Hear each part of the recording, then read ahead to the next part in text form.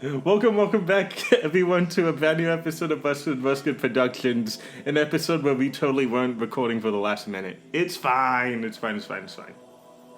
I'm gonna play that. Man, I'm gonna find more 4Kids dubs. They do a lot. Oh, I should play the German Naruto dub. Sakura, the beautiful.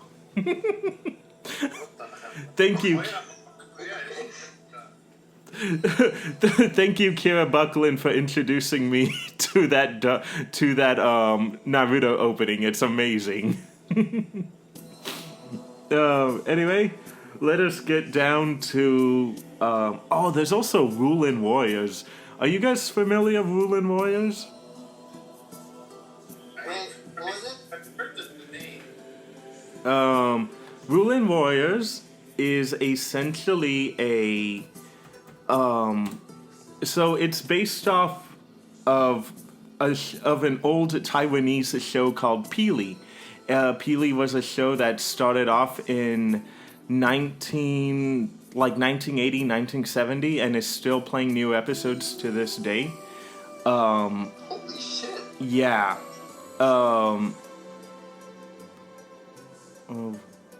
Sorry. My icon was making a weird noise.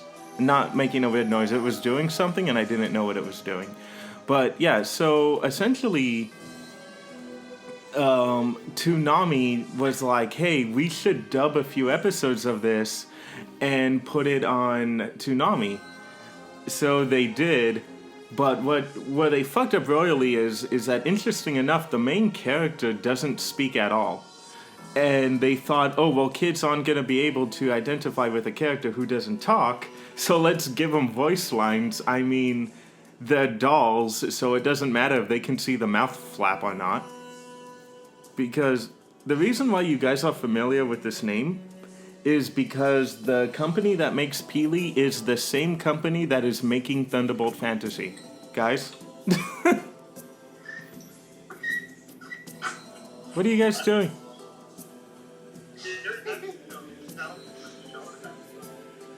A what? Showdown? No, not Shaolin Showdown. That's the really racist looking cartoon. Did you see the main character in Shaolin Showdown? Tell me that's not racist. It's a little Asian boy who's yellow. Hey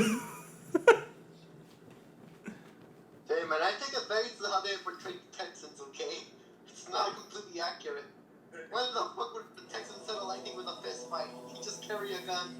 Well, yeah. I mean, it's a kid's show. The original Texans probably did. Not my Texan. My Texan is gun swinging killers. But no. Look at Omi and tell me that is not racist. And mind you, he's being voiced by like a white girl too. And what the fuck is the Brave Mundo, man? Why is everybody from South America looking good at soccer? Right? Like, the only one who I'm surprised they kinda did okay. I mean, she's super obsessed with technology, but they didn't fuck up the Japanese girl too bad. She's okay. She's Japanese? She's Japanese, yeah.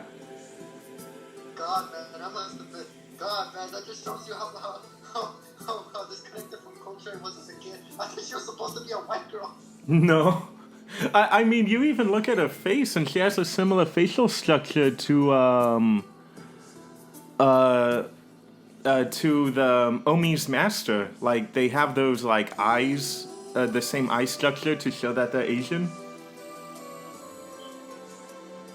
Anyway, that's enough talking about that. Let's go ahead and talk about Thunderbolt Fantasy.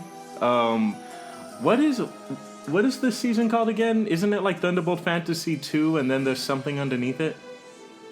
No, it's just season 2. Oh, here it is. Thunderbolt Fantasy Seekers, Sword Seekers 2.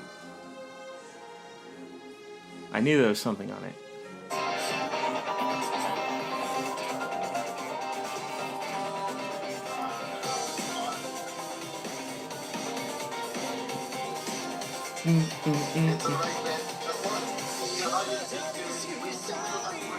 Sorry, here. I noticed when I put it. Oh, okay. I'll cut it off right now. I can't be playing the full openings anymore.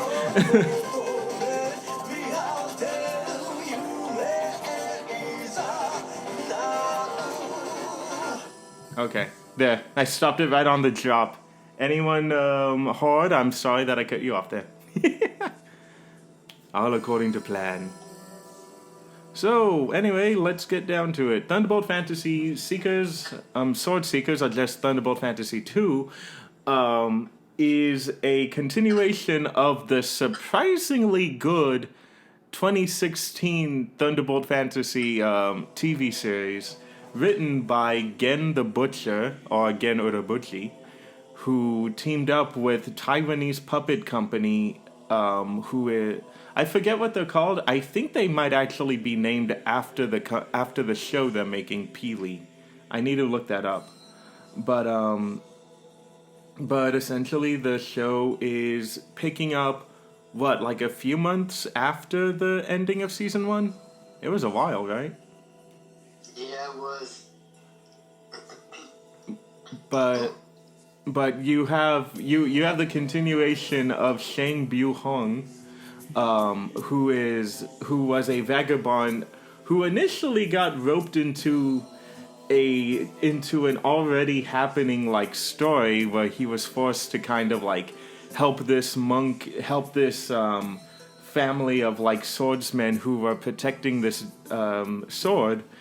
And at first, he was mainly, like, just dragged on, and he wasn't necessarily the main character, but by the end of Season 1, they revealed that he has a bigger story going on that has nothing to do with, like, the villains in the last season.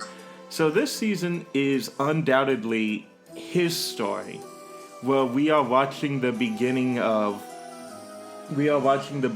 Shang's story, while the side characters who cross paths with him are very similar to what Shang was in the last season, where Shang is already in the middle of his story arc and other people are just kind of wandering into it. Similar to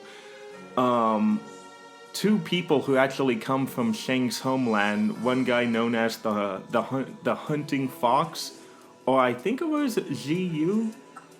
I think I might have gotten the name wrong. I think Ziyu was the name of the land they're in, or the name of the land they came from. You mean Kyoken? What? That doesn't sound right. Okay, so the name of their land was, they're currently in Dongli. Yes. The name of the original land where the other guy came from is Okay. Oh, what was the hunter's name? I forgot his name. Oh, okay. That sounds more suitable. But since we're gonna probably be messing up the names, luckily they gave them nicknames. So like that character who is a lawman from Shang's homeland, who brought an army to go and apprehend him, and the Sorcerer's Index, which if you guys remember from the last season, is a scroll of mythical and legendary swords that Shang is trying to get out of the hands of a corrupted force. Them I forgot the names of, but I've never seen anything so Sentai in my life than the Council of Bad Guys in the show, where they don't even have real physical forms. They're just like slabs with insects, with animals like symbolizing them. Yep, like the locust, the praying mantis, and the centipede guy. Yeah, and then we have, which, I mean, I kind of wish they made this more apparent, but it turns out that one of the main villainesses in this season, I don't know her first name, but I know that her name was like Yi Glow or Shi Glau or something like that, and she was like a Xing Lao? Oh, are you looking at the names? Yes. I knew it! Oh my god. So guys, I'll probably dig the episode out and put it on YouTube. But we did Thunderbolt Fantasy Season 1 about 2 years ago, I think. It was around the time where we barely started working together. Anyway, You never know. Back to the show. I know, I was about to be like, focus, guys. So, yeah, when we did the first Thunderbolt Fantasy show, it was, Lewis actually had to leave midway through the episode because he got called into work. And it was me and Ben. So there were times where I'm like, okay, I want Ben to recount the story, but like... Wait, correct. It was you, me, and Sergio. Sergio wasn't even a part of the show. Sergio didn't start dropping in until way later. Was he part of, wasn't he, the audience for this, for the last one? No, if I remember, he didn't start becoming an audience when, until we started recording in the study rooms.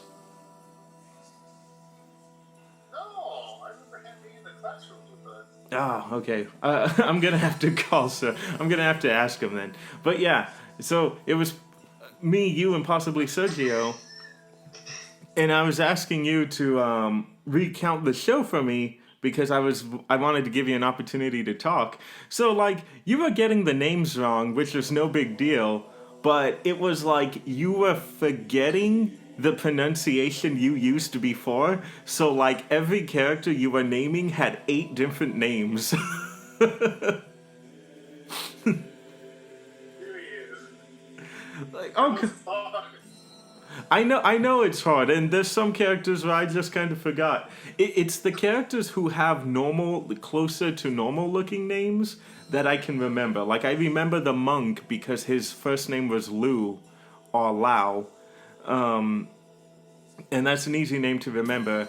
I know that the swordsman, the Biwa player's name was Ling. Only because the little guitar kept, like, calling him that.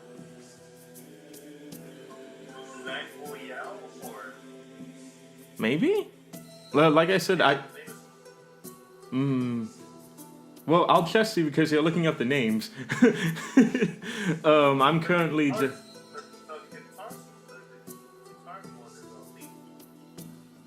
Ling what?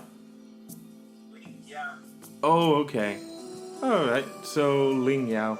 But yeah, so, if you guys remember, where were we? Oh, right. So, yeah, he's being pursued by a lawman by the name of the Hunting Fox. And then he's being attacked by another woman who seems to be working with the people that he initially was escaping from. Like, not the lawman, but kind of the shady underground, like, group of... The Princess of Cruelty. There we go. I knew she had, like, an easy nickname to remember. Yeah, the Princess of...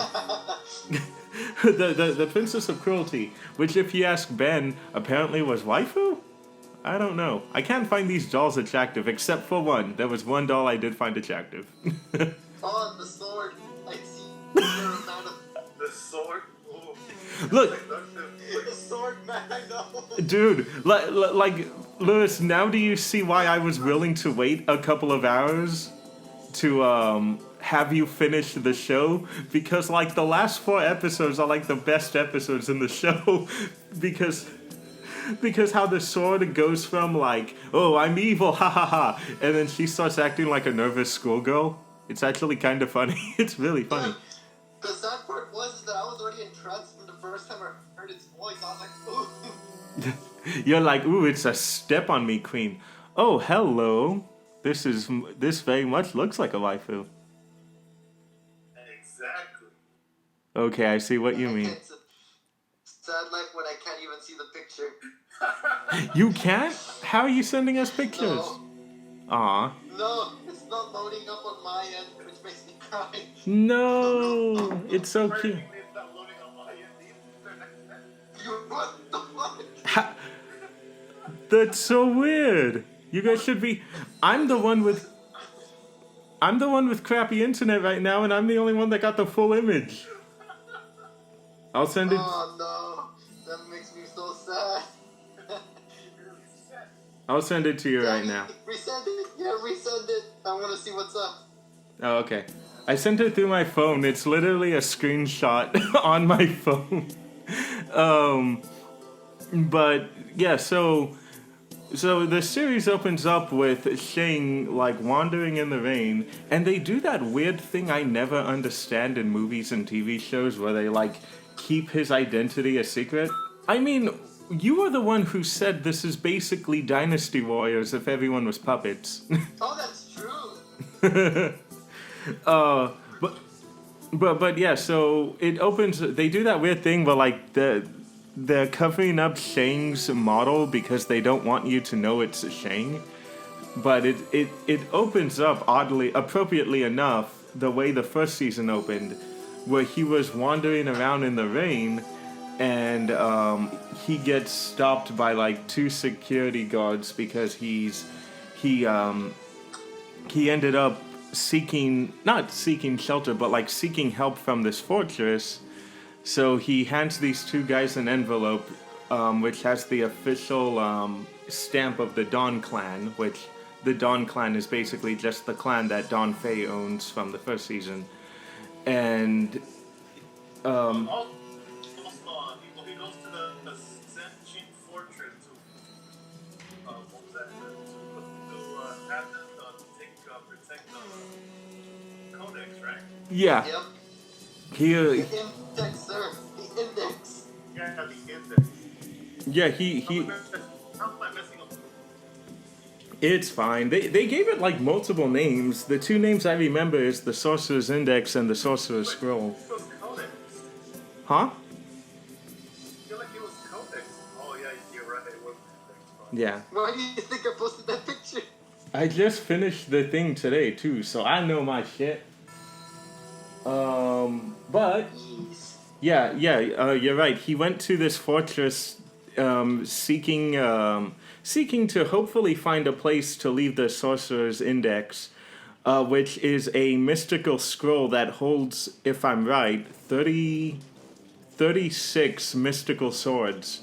But due to the way the last season ended, Shang had to use one of the swords to seal away the Demon Queen. And then now it is the new sword that the Dawn Clan is protecting. So basically, at the beginning of the season, he has 35. Essentially, he goes to this clan, and they're like, "Oh, okay, you have the official seal of the Dawn Clan. They are the most prestigious, and we will protect the sword with our life for their sake, and your sake." But then they start acting like complete assholes about it, and they start like they basically take the scroll from him by force. No, yeah. Especially because, like, well, the one thing about his name again, I can never remember their name. Which one? Our Mr. Main Character. Oh, Shang Buhuan. Shang. There you go. The one thing about Shang is that he's always overly cautious about what he does. Who he hands the items and who's potentially following him. Oh, that's me. Thank you, Danny. You're welcome. Luckily, his name is easy enough. But what were you saying? Oh, what were you saying, dude? But yeah, that's one of the things that about Shang is that he's always overly cautious about because he knows exactly the importance about the sword. Then pretty much that's the whole series will stress and he's probably caught me as the world is falling in the wrong hands. But luckily enough, Shang is the kind of guy who doesn't mind living as a back. Vagabond, yeah. The thing is too, he's a person. If it wasn't for the fact that he does for sure want to find a place where absolutely no one can get their hands on it, he could easily just keep the sword protected most of the time, because if there's one thing they don't mention at all in this season that they mention a lot in the first season, is the fact that Shang's sword isn't even real. Which is funny because sometimes they have metal sound effects for when he's taking it out of the sheath. Yeah, that's true. true. And like they confirmed it last season that it's just a piece of wood spray painted with like metal. Yeah. Yeah. Yeah, because remember when they find that out, he's like, oh, I'll just beat you guys with a stick. And he like chops the dude's head out and like pushes a guy's ribcage out of his body. All with a stick, mind you.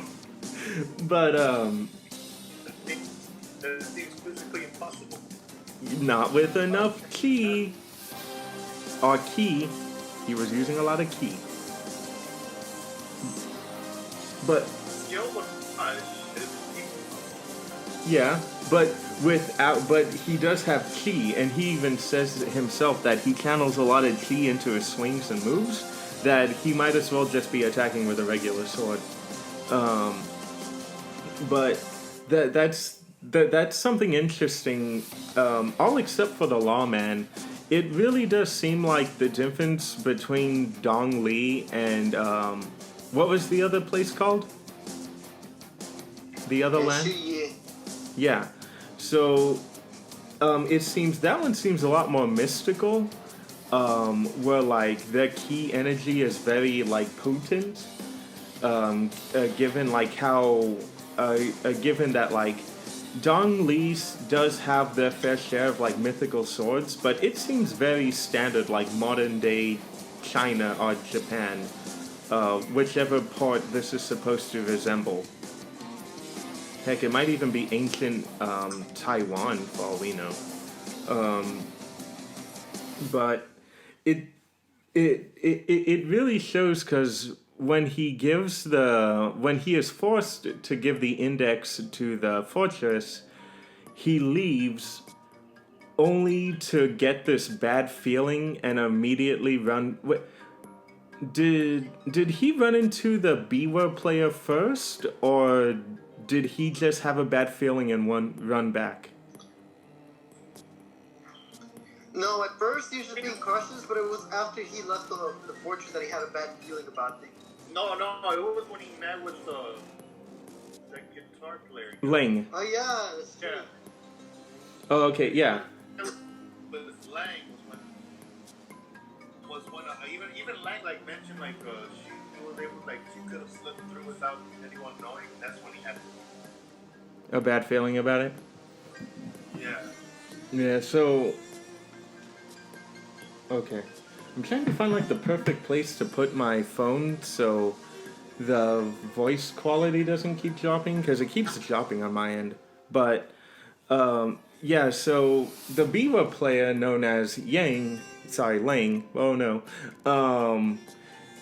he is essentially an old friend of, or possibly even student of Shang, who followed him over, with the help of his guitar, which seems to be possessed by a demon of some sort, because the guitar is also sentient and has its own attitude, and actually does most of the talking, because if I'm right, apparently he has like this angelic voice that kind of has negative influences on people, so he tends to stay quiet most of the time. Oh, the reason why you don't speak. Yeah, wasn't there a reason for that? Oh yeah, yeah. Because for him, it's because What's the best thing not cursed, but enchanted. Yeah, enchanted there.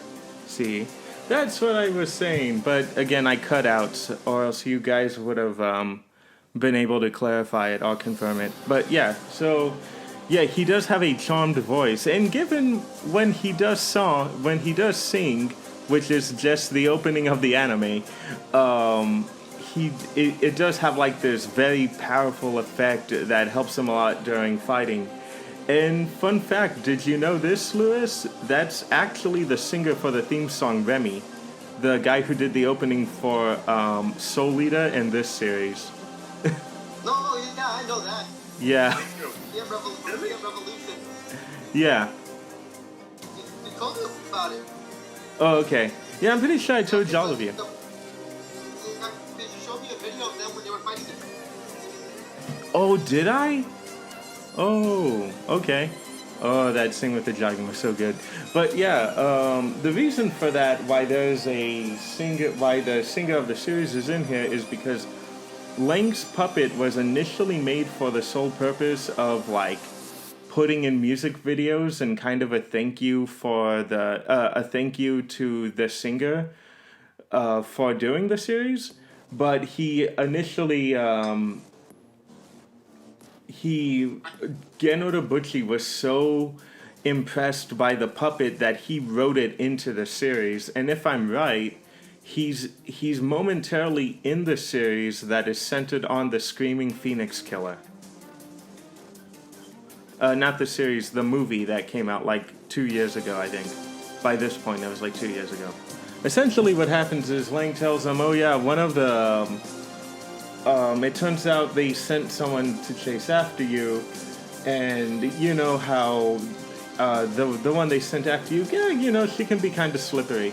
So he ends up chasing back, and he goes to the front. Oh, was that feedback for me? I think so. Oh, okay. I just heard buzzing noises. Yeah. Okay. I'm glad I'm not the only one.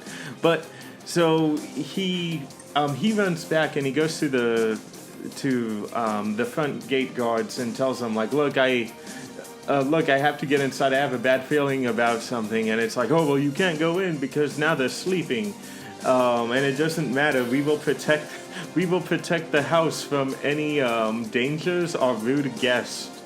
As long as we stand here. So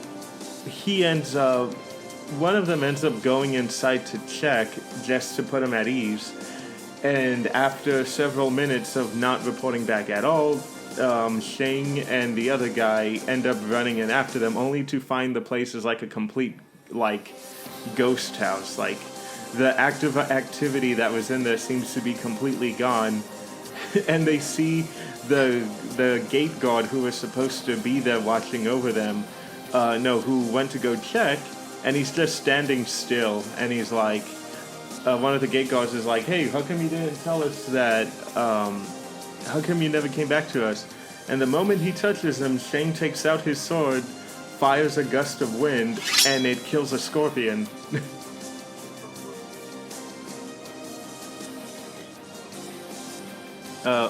Ben? What? What's up? Oh, I hear talking in the background. Is that someone? What happened? Yeah. Oh, okay. No, it's alright. So, he ends up killing a scorpion. And what was it that they said that made the scorpion so dangerous? It's the fact that when it stung the person, its poison pretty much freezes up like stone, so you end up dying in that position you were left at. Yeah, and it's supposed to leave them vulnerable, so when someone like puts the hand on them, the scorpion will leap out and attack that person. Yep. Oh, okay. He ends up going and sees that the head of the household, the old man, got stung because it was one of those cases where it's like he's sitting. He was surrounded by one. Yeah, that was it, and he got stung, and at that moment, Shang does the same thing he did earlier, where he releases a gust of wind, killing all the scorpions around him. Man, that is some point-blank swordsmanship right there.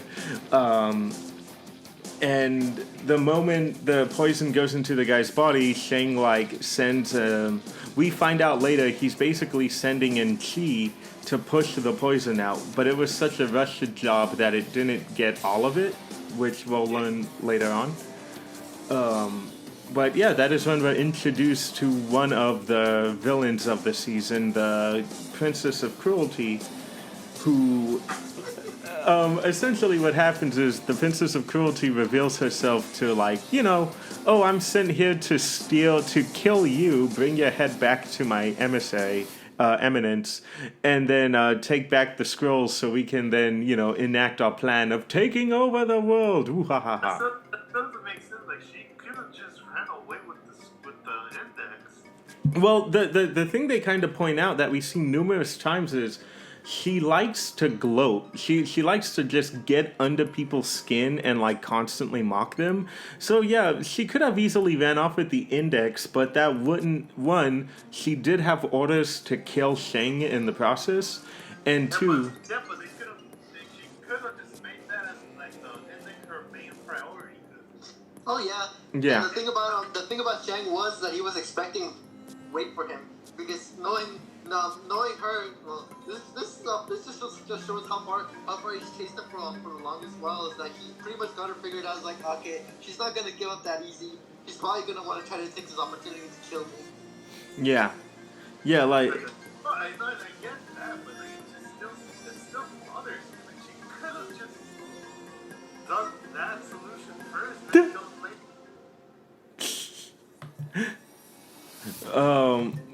But yeah, no, but that's the thing is, she'd still have to go and kill him even if she had the index. But this time she'll be prepared with the enemies having acquired the index. True. Oof. Yeah, that is true. But again, like given the type of character she is, like, and I completely get where you're coming from, but like, given the type of character she is, she. What? Okay, don't mind my noises. Okay. She wants to mock him and let him and kind of savor the moment that, oh, you failed in one aspect, ha ha ha. But, it's that mentality that almost immediately shows how flawed she is because they fight, and he manages to grab the scroll, but she tears off a piece of it in the process and runs off. The scroll looks like it looks like the scroll that's stored in his hand. If she would be able to get like weapons out. Yeah. I think it's just a piece of it. Yeah. A piece of it though. It looks like technically a half. I think that was like a fault on the animation, on the CG animation, because I noticed that too. And the thing is that they were fighting over the CG scroll, which is a lot longer than the actual scroll they have. So when they rip it off, it looked like she took more than at least 2 swords. So when she's running with it, Lang shows up and like shoots her with the way Lang fights is think of those 2 guys from Kung Fu Hustle, where he basically fights with like compressed air and chi. Yep. So they're able to kind of like chip her up and like send her running off, but in that process, that's when Shang is like, oh shit, she ran off. Looking here, she ran off with a piece of the scroll, but the good thing is, well, bad thing also is. Once the sorcerer's index is compromised in any way, if it's damaged or a piece of it is stolen, it will immediately convert back to just a regular piece of paper. Because the sorcerer's index isn't necessarily an item, it's more like a pocket dimension. And this... And then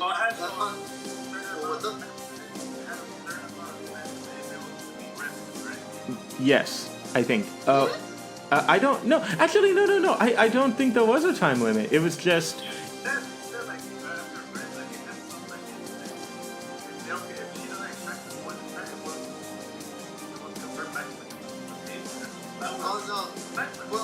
What Shang said is that like without the other piece, he won't be able to access the doors anymore because he doesn't have that amount of magic in him. However, since the other chick is like proficient in the dark arts, she probably have a better chance of getting the sword out of them than he would. Right, but that would mean that Shang never got that piece of it. No. He literally just glued another piece of it on there. Yeah. Remember, the Sorcerer's Index is a pocket dimension. It's not the scroll itself. The scroll is a key. So the fact that he did end up just like kind of gluing a piece of it back, not gluing the piece back, but gluing another piece there, that just means that scrap of paper he attached back to the scroll is now a part of the Sorcerer's Index. Because mind you, too, Okay, hey guys, so this is me, like, 2 months after the recording of this episode. Just to set things straight, the Sorcerer's Index is a key to a pocket dimension. They stated that when the index is torn in half or damaged in any way, it will revert back to a piece of paper in order to protect the swords within it. Though there are multiple ways to reactivate the scroll without having to reconnect the other piece. And the Princess of Cruelty, since she is more in tune with magical arts, she was able to just simply do some spells and reactivate the scroll. As for Shang, he needed an assortment of items to get his side of the scroll activated again. That is what's going on. I'm so sorry if we're kind of over convoluting it right now. I'm not entirely sure what kind of anime Ben was watching. Spoiler alert for way later in the series, he is kind of asked to carry 3 more. So that means the scroll had to make more room for the additional swords. Yeah, so give shit forward. Well, I mean, they're not aware. They're not blinded to that idea. They even give him shit, and he looks openly annoyed. How like, oh man, you were supposed to get rid of 30 plus swords, and now you're stuck carrying 3 more. But yeah, so another thing Shang had to do, because like Lewis said, the Princess of Cruelty, she's very proficient in the dark arts, so all she had to do was a couple of spells to extract the 2 swords that she had out, and Shang had to like grab a bunch of like materials and stuff to kind of help mend the page back together. But as soon as he started going through the swords, he realized, oh shoot, she didn't just grab some powerful sword, she grabbed 2 swords that have the ability to control the minds of people. And both of them are arguably the creepiest swords. I know the main villain sword this season was the 7 blasphemous sins, but what was... 7 blasphemous Deaths, thank you. But what was the other one called? It was like something morning, right?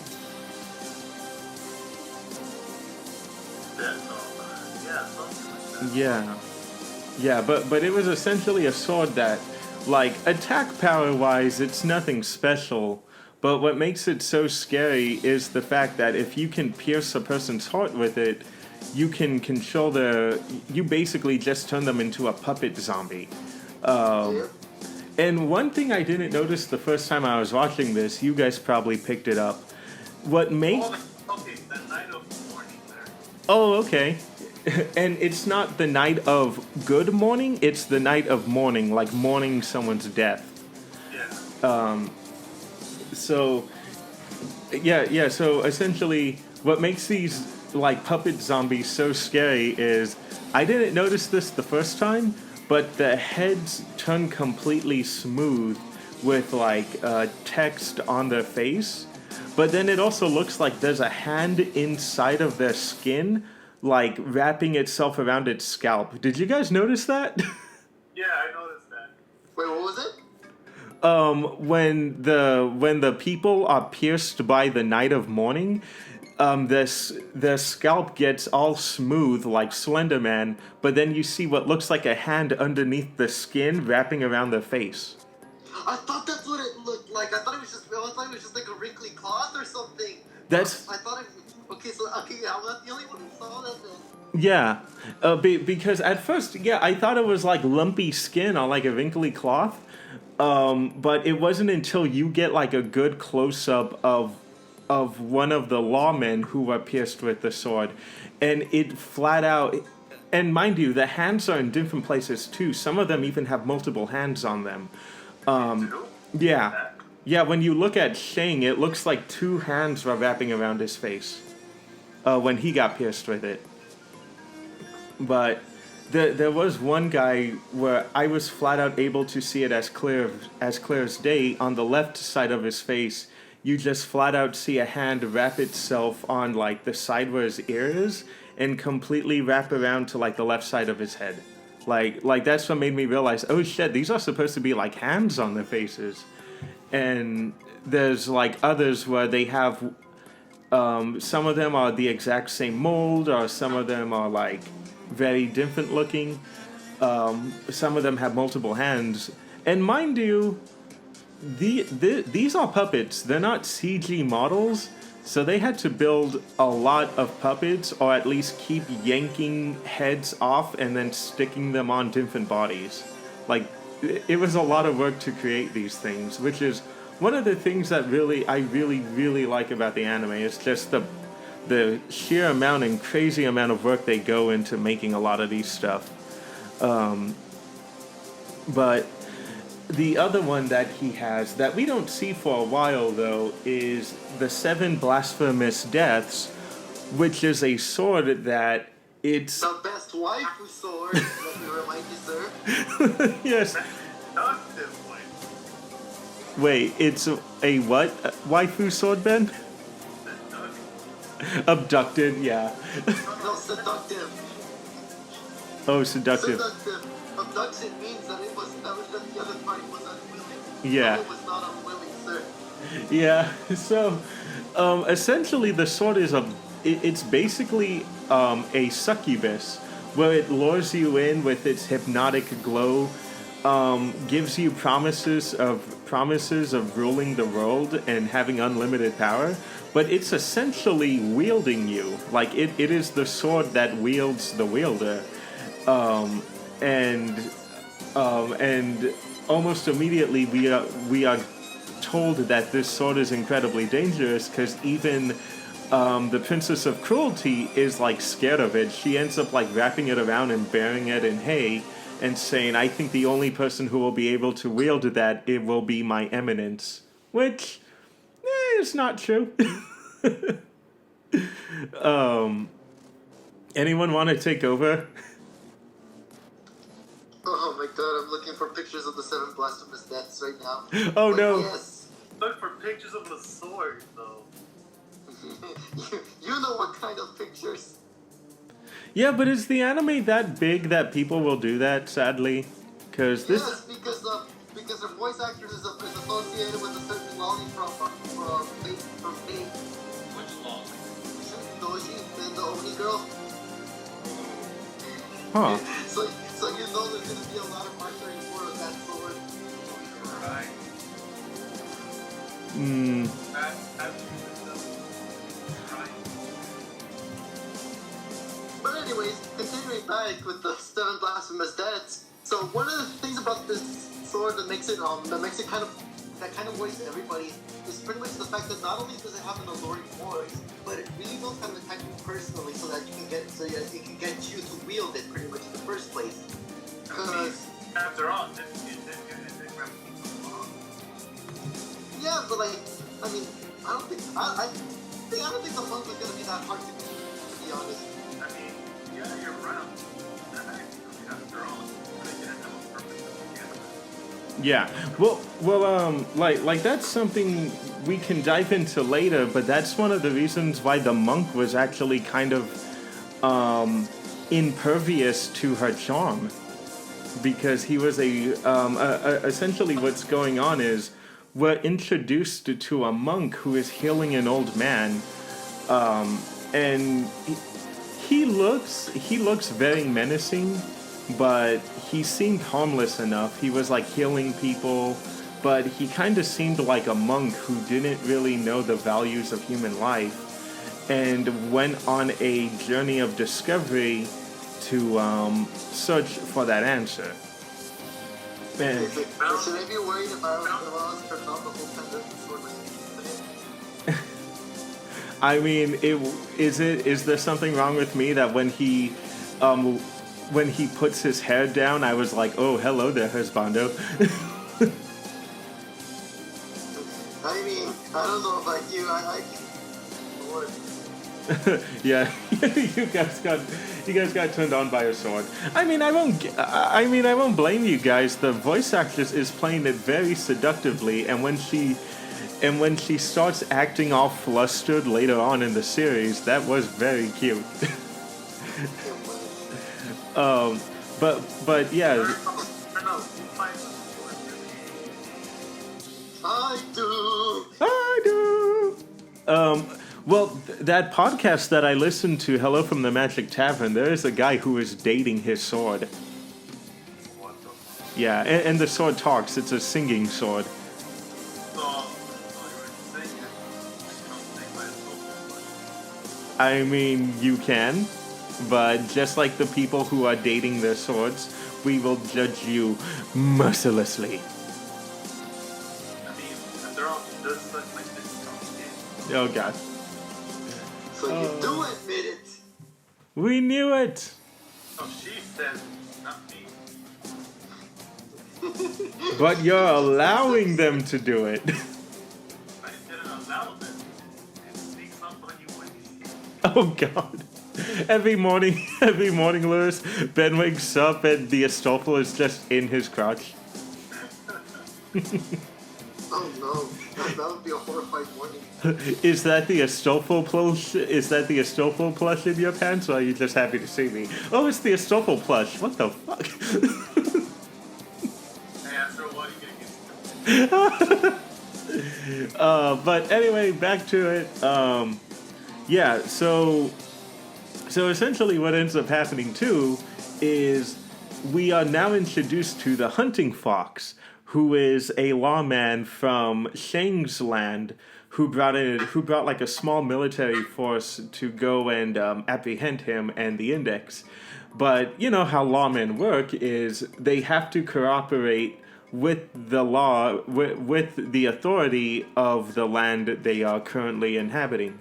So he talks to what I'm assuming is like the mayor or the regent of that land. I assume, yeah.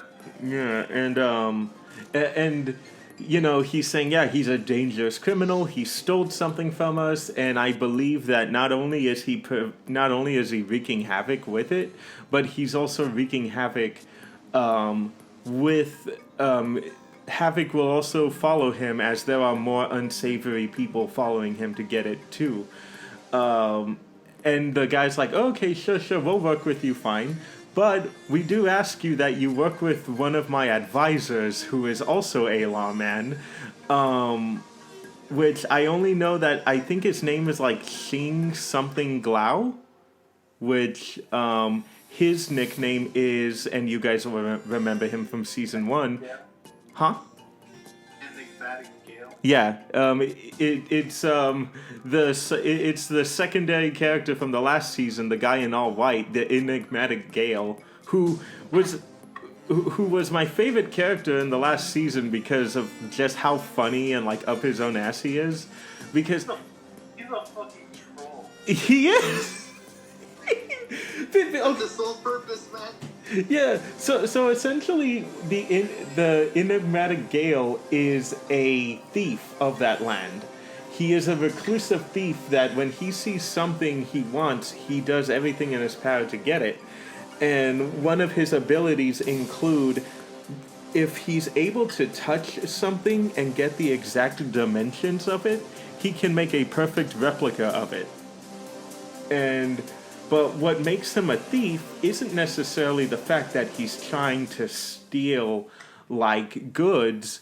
It's the fact that he will see people who are high and mighty, up their own asses, kind of blinded by their own ignorance. And he will go through this whole thing to just humiliate them in, like, the worst possible way. And he takes pride off of them, like, cowering to the ground and being like, I have nothing. So, in the first season, his target was the main villain, the Bones of Creation. And this season, his target is the Hunting Fox. And I absolutely... That displeasure he felt made me laugh so hard because, like, that happened in what, like, episode 10? Yeah, and you could tell he was just pissed off for like the rest of the last 3 episodes, even going as far to saving Lang's life from the monk and saying, don't get me wrong, I have nothing against that guy. I just hate people who stand there cackling for no real reason at all. Because at that moment, that's when the hunting fox was doing the same thing, and he walked away mad that his big master plan to humiliate him just made things worse, and were kind of in his benefit. Wait, what was the reason that he like that he hated him again? I didn't really understand. So how the enigmatic Gale works is he'll see someone who huh? Oh, sorry, that was just static again. He'll see someone who is arrogant or up their own ass, and he will do everything in his power to like humiliate them. So what made him mad was when and give you what he did to him was terrible. The enigmatic Gale made him an outlaw in both major lands, so he couldn't go home and he couldn't stay in the land they're in now because they're like, this guy's a grave robber, or this guy stole precious jewels in our land. So now he's an outcast. But instead of him being like, oh God, I have nowhere to go, he just started laughing and saying, oh good, now I don't have to put up this stupid lawman act anymore.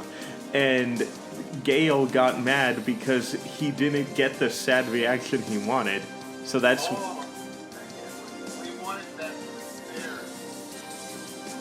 Yeah. Yeah, because for him, because like that's what he discussed when he was fighting the villain from season 1. Is like he takes pleasure in seeing people like pretty much like trip over their own tail or kind of like step on their own selves after the plans fail. Yeah. That's the thing that always, the funniest thing is that twice he's failed to get people to react the way he wants them to. Because the first guy pretty much killed himself before he had the reaction. Yeah. And... Oh, sorry, go? No, you go. No, you good. Okay, but I was, I'll say it real quick. So, that's his phone, remember? Someone's calling him. So essentially what happened with the Bones of Creation in the last season is his whole goal was, I'll help you guys steal the sword only because I know it will bother him. And the whole time they're fighting, he's fighting the Bones of Creation with that legendary sword, but Gale puts it out there like, oh... Did you just say Bones of Creation? Yeah. The bone of my sword? Yes, that's what I was thinking. Oh god. But there's that part where Gale is fighting him and he's all like, wow, never once in my life have I the bone of my sword. Never. Do you remember that part, Lewis, where Gale is fighting the villain and he's like, never once in my life have I ever had to match my blows with an amateur swordsman. And that's what got the Bones of Creation mad. But yeah, what ended up happening was he ended up destroying the sword and killing himself before he can give him that full satisfaction. Even to the point where, like, Gale was like, come on, be mad. Get angry at me. I took everything from you. And he's like, no, you just gave me a reason to have a peaceful death. Dude, and like that was like the best way to just shut him up, man. It was kind of like, damn, so dude, if these guys were in modern times, both the Hunting Fox and the Bones of Creation would be like the best anti-troll squad you could get. Oh, totally. They don't let shit get them down, or they can collect themselves fast enough so they don't give them the satisfaction. But, yeah, so like, how Season 1 ended, though, which is a thing I'm really glad they talked about in Season 2. It ended with basically the enigmatic Gale wanting to follow Shang because he's like, I don't really care about those swords he has, but given I bet the people chasing after him will have the best things I can steal. So he wanted to follow Shang, but one thing they explained what was happening in between Season 1 and 2 is Shang did not want him around, so Shang was looking for every every good opportunity to just kind of escape from him and lose him. So it caused the enigmatic Gale to become a lawman. So He can track him down, and this was apparent when Shen got poisoned, and when his friend was asking him, "Don't you have anybody who can help him?" yeah. And he has that flashback of him. He's like, "I'd rather not think about that." Yeah, yeah, like, and they even mentioned it before when they're like, well, there is one guy who's really good with magic, but I don't even want to think about contacting him. I don't want anything to do with him. But yeah, when he shows up, he flat out shows up like, man, haven't you ever heard of calling your friends for help? And he's like, we're not friends. And he's like, that's so hurtful. What? So. I thought for a second you were talking about the sword, Danny. I'm like, what? Yeah, no, I am currently holding the 7 blasphemous deaths. But again, since I actually have no love in my life, I'm kind of just ignoring her the whole time. It's fine. No one worry about the yelling in the background. It's fine. God, man, I wonder how it must be like to be impaled by that sword. Yeah. Very terrible. Oh! Oh god. Only one sword can impale me. Oh good. So let's go ahead and Oh, skip on a bit. So yeah, Shane gets poisoned after he is attacked again by the Princess of Cruelty, this time wielding the Knight of Mourning. After he is tricked into saving her, saving a woman, but it turns out to be her in disguise, and she ends up poisoning him. He only has very little time before the poison in his body just completely rots away whatever point that the poison's being pushed to.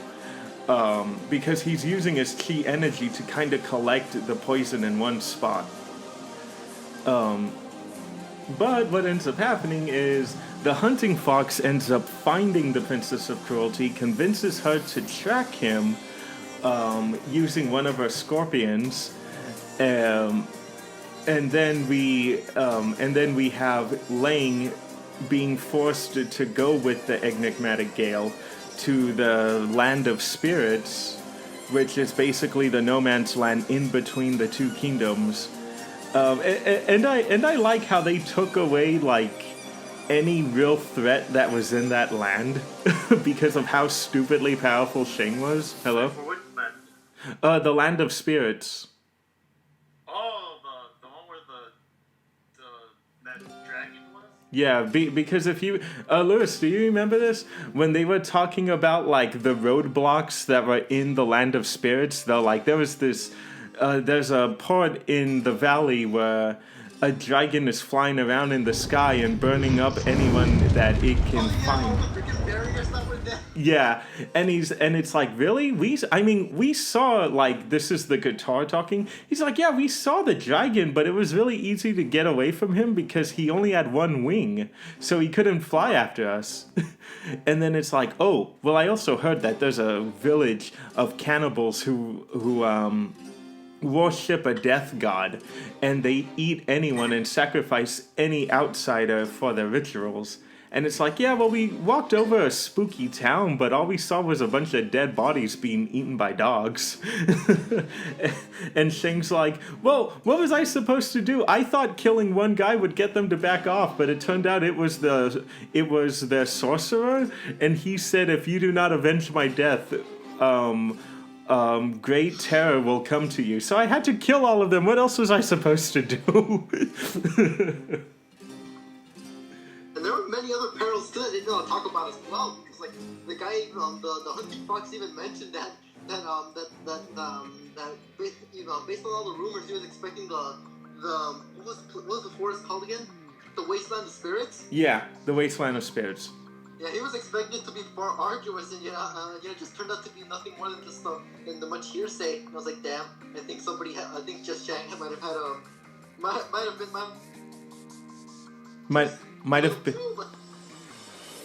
Might have been what, Lewis? Sorry, you were cutting off a bit. Oh, that Shang might have cut off way too much of those dangers. Yeah, Yeah, no, because they even said like, yeah, we saw a bunch of animals and beasts that were beaten like nearly to death. And also the one thing that was waiting for them was like the zombies there. That they were different from the zombies in the first season. They were basically starved husk of people who got lost in the Wasteland of Spirits. Hello, guys. Wonderful weather we have. Guys, you can hear me, right? Yeah. Okay. Oh my god, I can't wait till we're able. You guys forget we can't make a lot of dead air. It's so fun when Danny can't read us. You bastard. I cannot wait till we start recording together, then I don't have to deal with this anymore. But But the lockdown is fine. no, it's not. But yeah, they end up going to the Wasteland of Spirits to go in search of to basically go and get the horn from the dragon that had its wing cut off. And that's when you kind of get a similar thing that was happening in the first season, where the enigmatic Gale just wanted to kind of see what was up with Lang. So he kind of forced them to fight off all the zombies that were attacking them. But since Lang is a little bit more hot-headed and speaks for himself more than Shang does, he's like, look, if you want me to prove myself to you, you need to prove yourself to me. And, like, that's when Gale ends up, like, lighting all the zombies on fire and kind of, like, shows his skill set to him. But I'm really impressed how they were able to make the dragon work, given the fact that it couldn't have been nothing more but maybe a foot taller than the puppets they were working with. Because the dragon... I don't know, man. It could have just been a guy in a suit. That's what I was thinking, but there were parts where it really did seem like it was a puppet, but then there were other scenes where I swear I'm with you guys too, it moved so smooth that it almost feels like it's a puppet. Not a puppet, it feels like it's a guy in a suit, like tokusatsu style. Yeah, but I really love it. I really love the introduction for it because they get attacked by what looks like another random beast from that world. The small dragon. Yeah, the small dragon, and it's like, oh, is this all? I was expecting something. Yeah, I was expecting something like that. Well, it squishes the baby dragon. Yeah. Did it squish it? I thought it like ate it. No, it squished it afterwards. Oh, okay. Yeah. I love that line where it's all like, really? I was expecting something. Dragon pops out. Yeah, something like that. But then Oh man, and I think the beauty of that scene more for us was because of like at this point those two didn't trust each other. What was the sound guy's name again? I keep forgetting. Lang. Lang didn't completely trust Lin at that point. Yeah. Oh, that is his name. Yeah, it's Lin. It's Lin something Glau. Okay, thank you. Now I know the name. I don't have to keep calling him the enigmatic Gale. But yeah, what were you saying? They didn't trust each other enough? Well, Lang didn't trust Lin that much because you know that thing about his instincts and everything. Yeah. The one thing about that he couldn't shake off about Lin is that he found him to be a dangerous person that if left alone could bring about the end of the world. Because of just like how conniving and like sneaky he is, which I really hope that's not the end game they're trying to do with that character. I like him too much to see him turn into a villain like that. But yeah, so they end up like having a talk with the dragon, because when the dragon shows up, it just kind of threatens them. It's like, look, I've already had my wing cut off. I'm gonna let you guys go. Just leave me alone. And it's like, no, but we need a horn. And that's what ends up like pissing it off. And, they're getting fire breathed on them. And that's when we see Lang's voice in effect, where he jumps on a rock, is able to kind of channel the fire that the dragon is spitting at it and send it back at him by singing the intro of the anime. It's thing, Yep. yeah, and he's able to jump on top of it because not only does his biwa or his guitar have the power to like compress sound waves, it can also transform Power Ranger style into a sword. Dude, and you know what that reminded me of? What? It reminded me of that gif of a while back where the Green Ranger has this flute that turns into a dagger. Yeah. The wait, Yeah, that one. yeah, not. Oh wait, we're thinking of the wrong sword though. Not the. You're thinking of the tiger sword. That one's not a flute. That one's like a different power. That one. Wasn't it a dagger that he can play like a flute? That was when he was the Green Ranger, but when he was the White Ranger, he had a sword that had a talking lion head on the hilt. No, I know that one. Yeah. No. The Green Ranger had the dagger that was also a flute that summoned the Giant Zord. Yeah. So they end up. Sorry. Okay. Sorry. I'm back in it now. He ends up cutting off the horn and says exactly the thing you mentioned. I don't trust you. If left alone, you have the ability to create like trouble for Shang, but also destroy the world. So the enigmatic Gale Lin just escapes on one of his like flying death birds from the first season, and says, Shang doesn't have a whole lot of time left, so I wouldn't even bother trying to chase after me. So the moment that he's on his way back to give Shang the antidote, the hunting fox and his party, including the Princess of Cruelty, show up to basically kill him.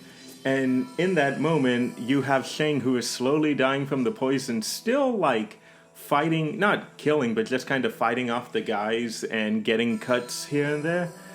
And then Lang shows up, hands him the antidote, and then it's like, all I could think about was Sensu Bean the whole time.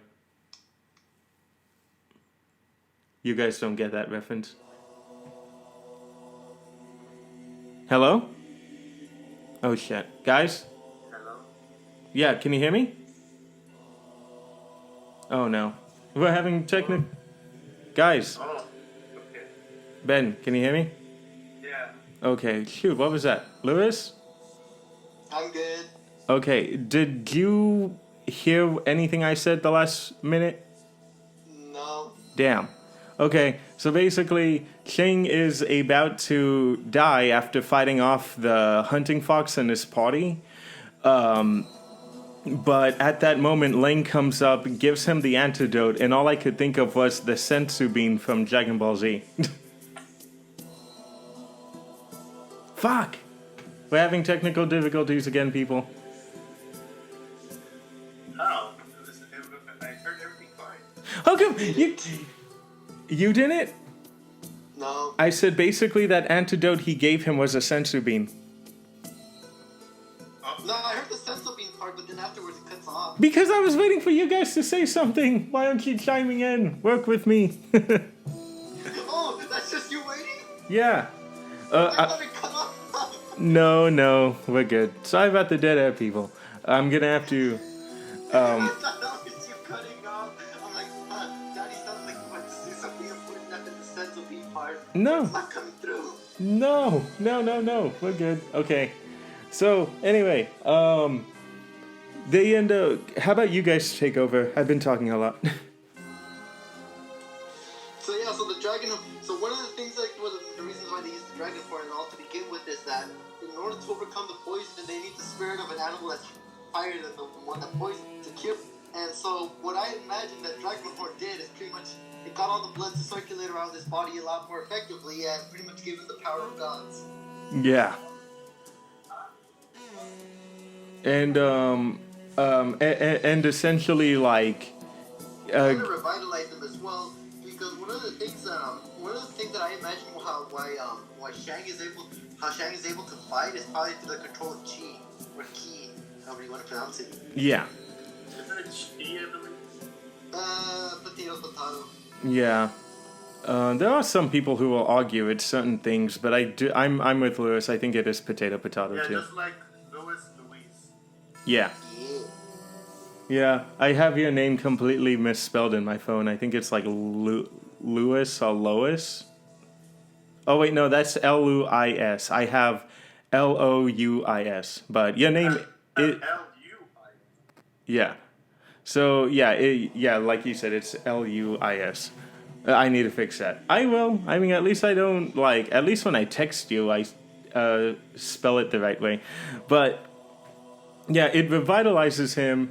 He ends up like killing most of the hunting party, causing them to like escape, and causes the cruelty princess to kind of escape too, where she goes back to this abandoned house that she was hiding in, only to find out that it's being inhabited by the monk currently, who apologizes for like intruding in her house because he didn't think anyone was living there, and he essentially ends up kind of shit talking her and saying, "You raise your blade to threaten me, but I could tell you don't have a reason to fight. You raise your blade with no reason, so why should I find you a threat if you yourself don't even know why you're doing what you're doing?" And that ends up like causing a tiny scuffle. He's not fighting back. He's just like blocking her blows. But I mean, he is fighting back with words. yeah, and from this point on, this character ends up being completely. While she's still doing her evil stuff, she is having like a small existential crisis, where it's true she doesn't know what she wants. And I think after one more lost, or when she loses the Night of Mourning, it ends up kind of. Oh no.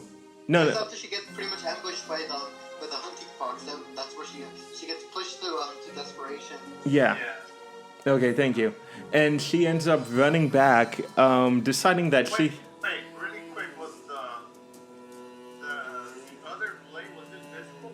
Was the first time that the monk showed up or no? No, it was hiding under the hay. Also, it was after she pulled it out? Yeah. Yeah, she pulled the sword out of the hay. Was when he noticed it. Yeah, because remember the way she left it the second time, it was standing up straight with all of those spirit tags. Talismans on there. Yeah, thank you. I was gonna say spirit tags. Yeah, it has all those talismans in it, and that's what made him like grab the sword and got enchanted and got enchanted by it. But yeah, so at this point it wasn't visible. But he goes back, draws its sword, ends up going back and like horrifically killing the hunting fox's men. Not the hunting fox himself, but his men. And you see, like you said, guys, earlier, it probably isn't fun to get stabbed by that thing, because when that thing cuts you, it drains your blood and life force in the process, like a vampire. Oh God. Suck me dry, man. Oh no. So. Drain me, man. Yeah, there we go. Drain me, mommy. Do you want me to use my Hisoka voice, Daddy? What? Oh yes, do it.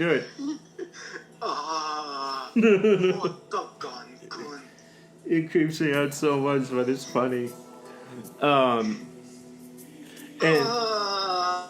yeah, so like after she's rampaging with it, that in of itself is already kind of proving the monk's point, is how she feels like she can't fight.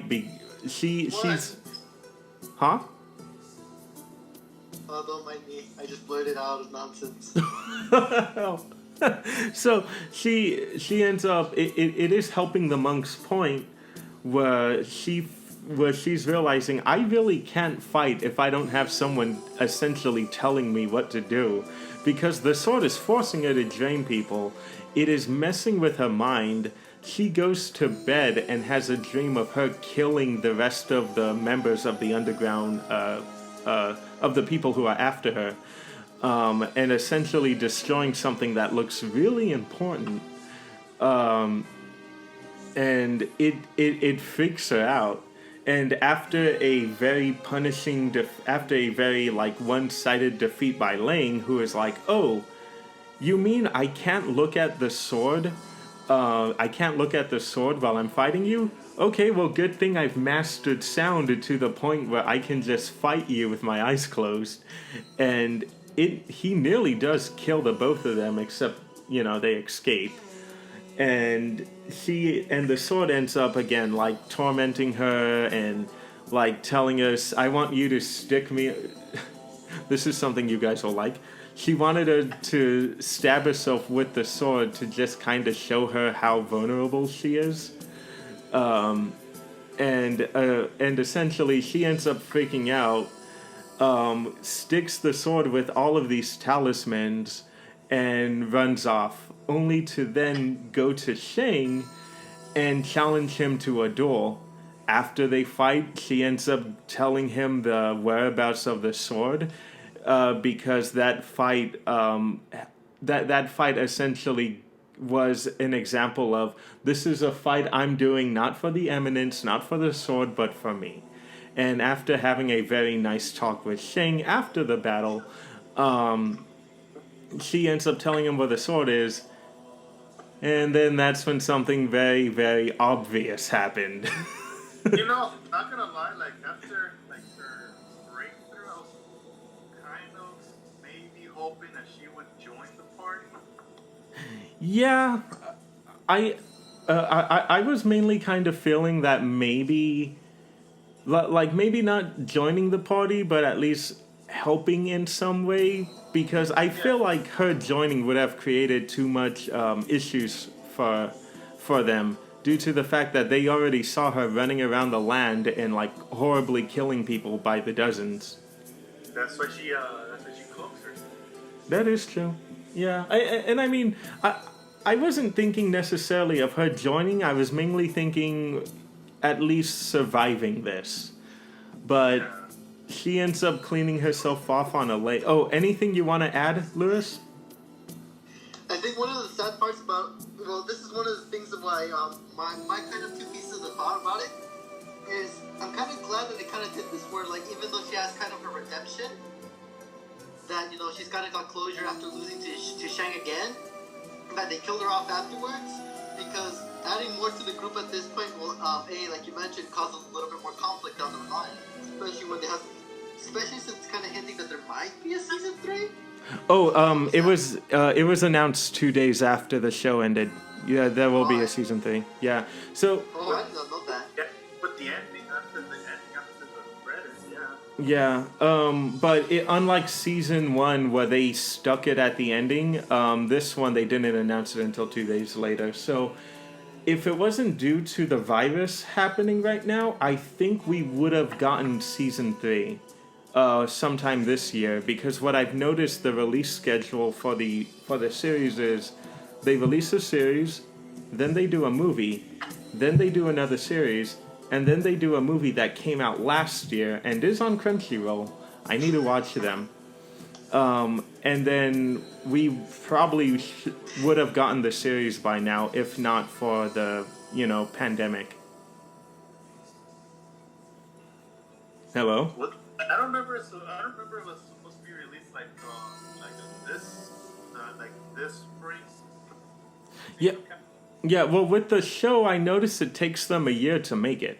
Like, they didn't release season 2. Season 1 came out in 2016, and season 2 came out in 2018. No, season 2 was 2018. That's what I said. Season 1 was 2016, and season 2 was 2018. But the thing is that I think season 2 came out like around October. Yeah. Oh, okay, so it's 2 years, my bad. Yeah, which is even more by this point.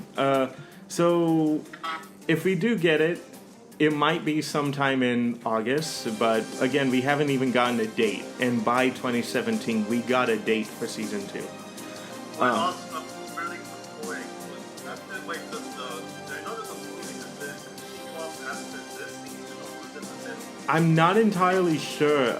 I think I'm gonna watch it maybe tomorrow, because I know my friend's gonna want to talk. So I'll probably watch it tomorrow, and next time we do, I'll kind of do a little report on it.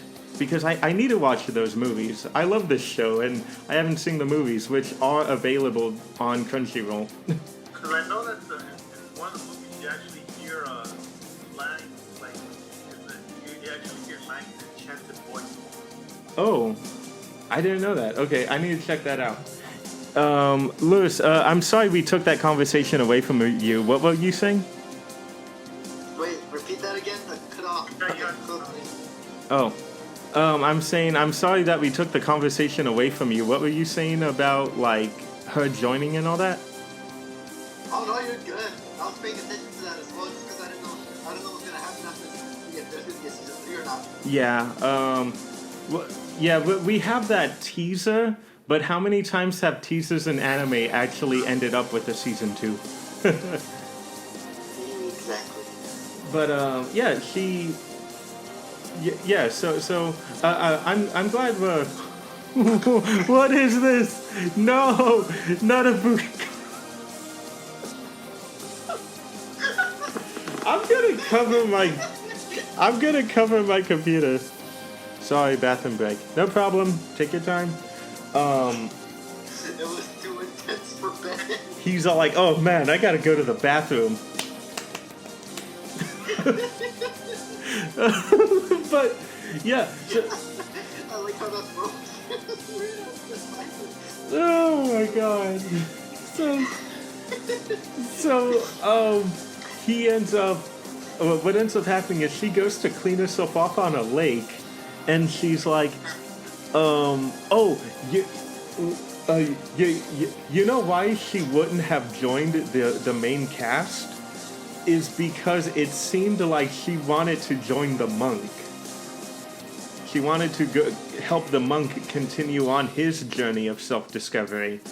Even though he already discovered himself by then. Yeah, because she's like, oh, Mr. Monk, I have to thank you. Those words you told me actually kind of woke me up and set me on a path that I'm happy. And he's all like, so you found something to fight for? And it's like, yes, I have. I'm not going to follow other people's rules. Every decision I make will be my decision. And he's like, that's interesting. And it's like, so I was wondering, are you still going on your journey of self-discovery? And it's like, no, by this point, I've already found something to fight for. I now understand the meaning of life. And the whole time, mind you, the whole time they're having this conversation, he has his back turned like he's covering something.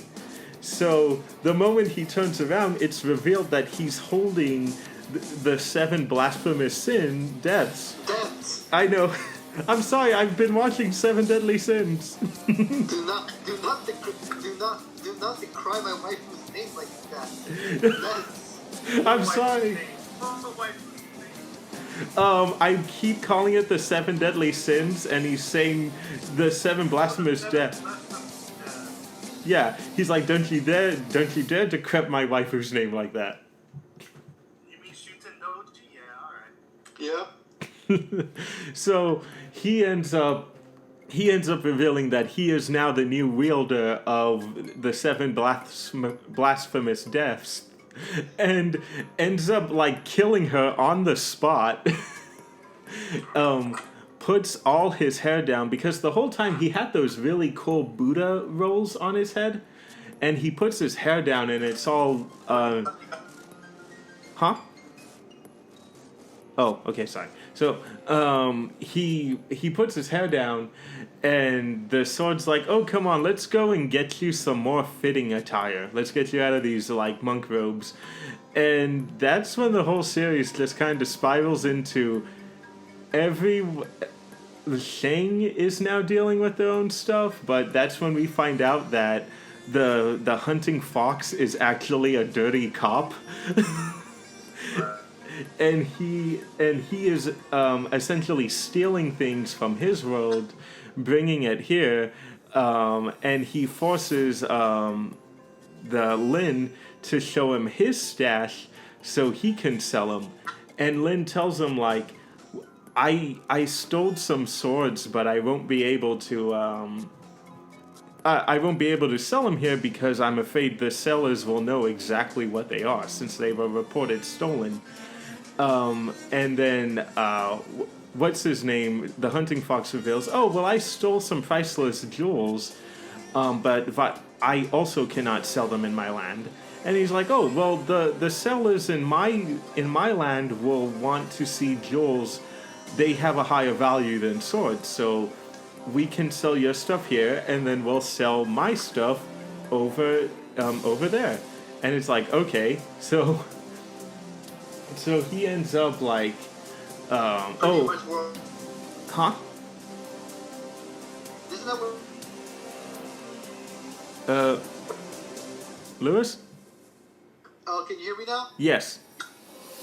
Didn't he tell Shang afterwards that he was gonna join him anyway because his final plan was about to simmer? Yeah, pretty much. Yeah.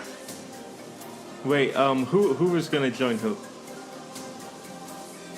Shang, I believe. Yeah, Lin was gonna join Shang afterwards to pursue the guy with the 7 blasphemous deaths. Yeah. Yeah, but that was after the wasn't that after the hunting fox though? Yeah, it was. Yeah, because Was it? yeah, because what happened was the hunting fox took Lin prisoner. Remember, he had him tied by rope and he was having him Oh, use. that's true. Yeah, they were. After you found out that it was actually enigmatic Gale. Yeah, and essentially they have they end up like teaming up together and kind of tripping up Shang, using their combined powers, but they end up like he takes the hunting fox is under the impression that he is currently in possession of the gems, so he's on his way to go sell it to someone. And one of the things that makes the hunting fox kind of impervious to Lin's typical shenanigans is he has these glasses that allow him to see through illusions. But an interesting thing that happens before that is we see the Lin fishing wearing the hunting fox's glasses. And they make no mention to them. They're just in that scene. But we now know that he took the real glasses and slipped them fakes. So when he gives the people the box, instead of the jewels that were promised, it was actually the swords. So the salesmen were like, wait a minute. Wait, no. We heard that these swords were grave robbed like months ago. Oh my god, I can't sell these. Quick, someone, call the lawman. We have to report this immediately. So he ends up, the hunting fox ends up having like a freak out, escapes, goes back to the enigmatic Gale, or Lin. I need to remember that. I've been calling him that for too long. And he ends up saying like, oh, so I'm assuming that if the swords are here, the gems are going back to my homeland? And it's like, yep. So I can't go back home. Nope. How does that make you feel? I feel great. I no longer have to have the facade of a lawman. I can just live my life as an outlaw. Thank you, Lin. Thank you. Technically, you could just went to another land. Yeah.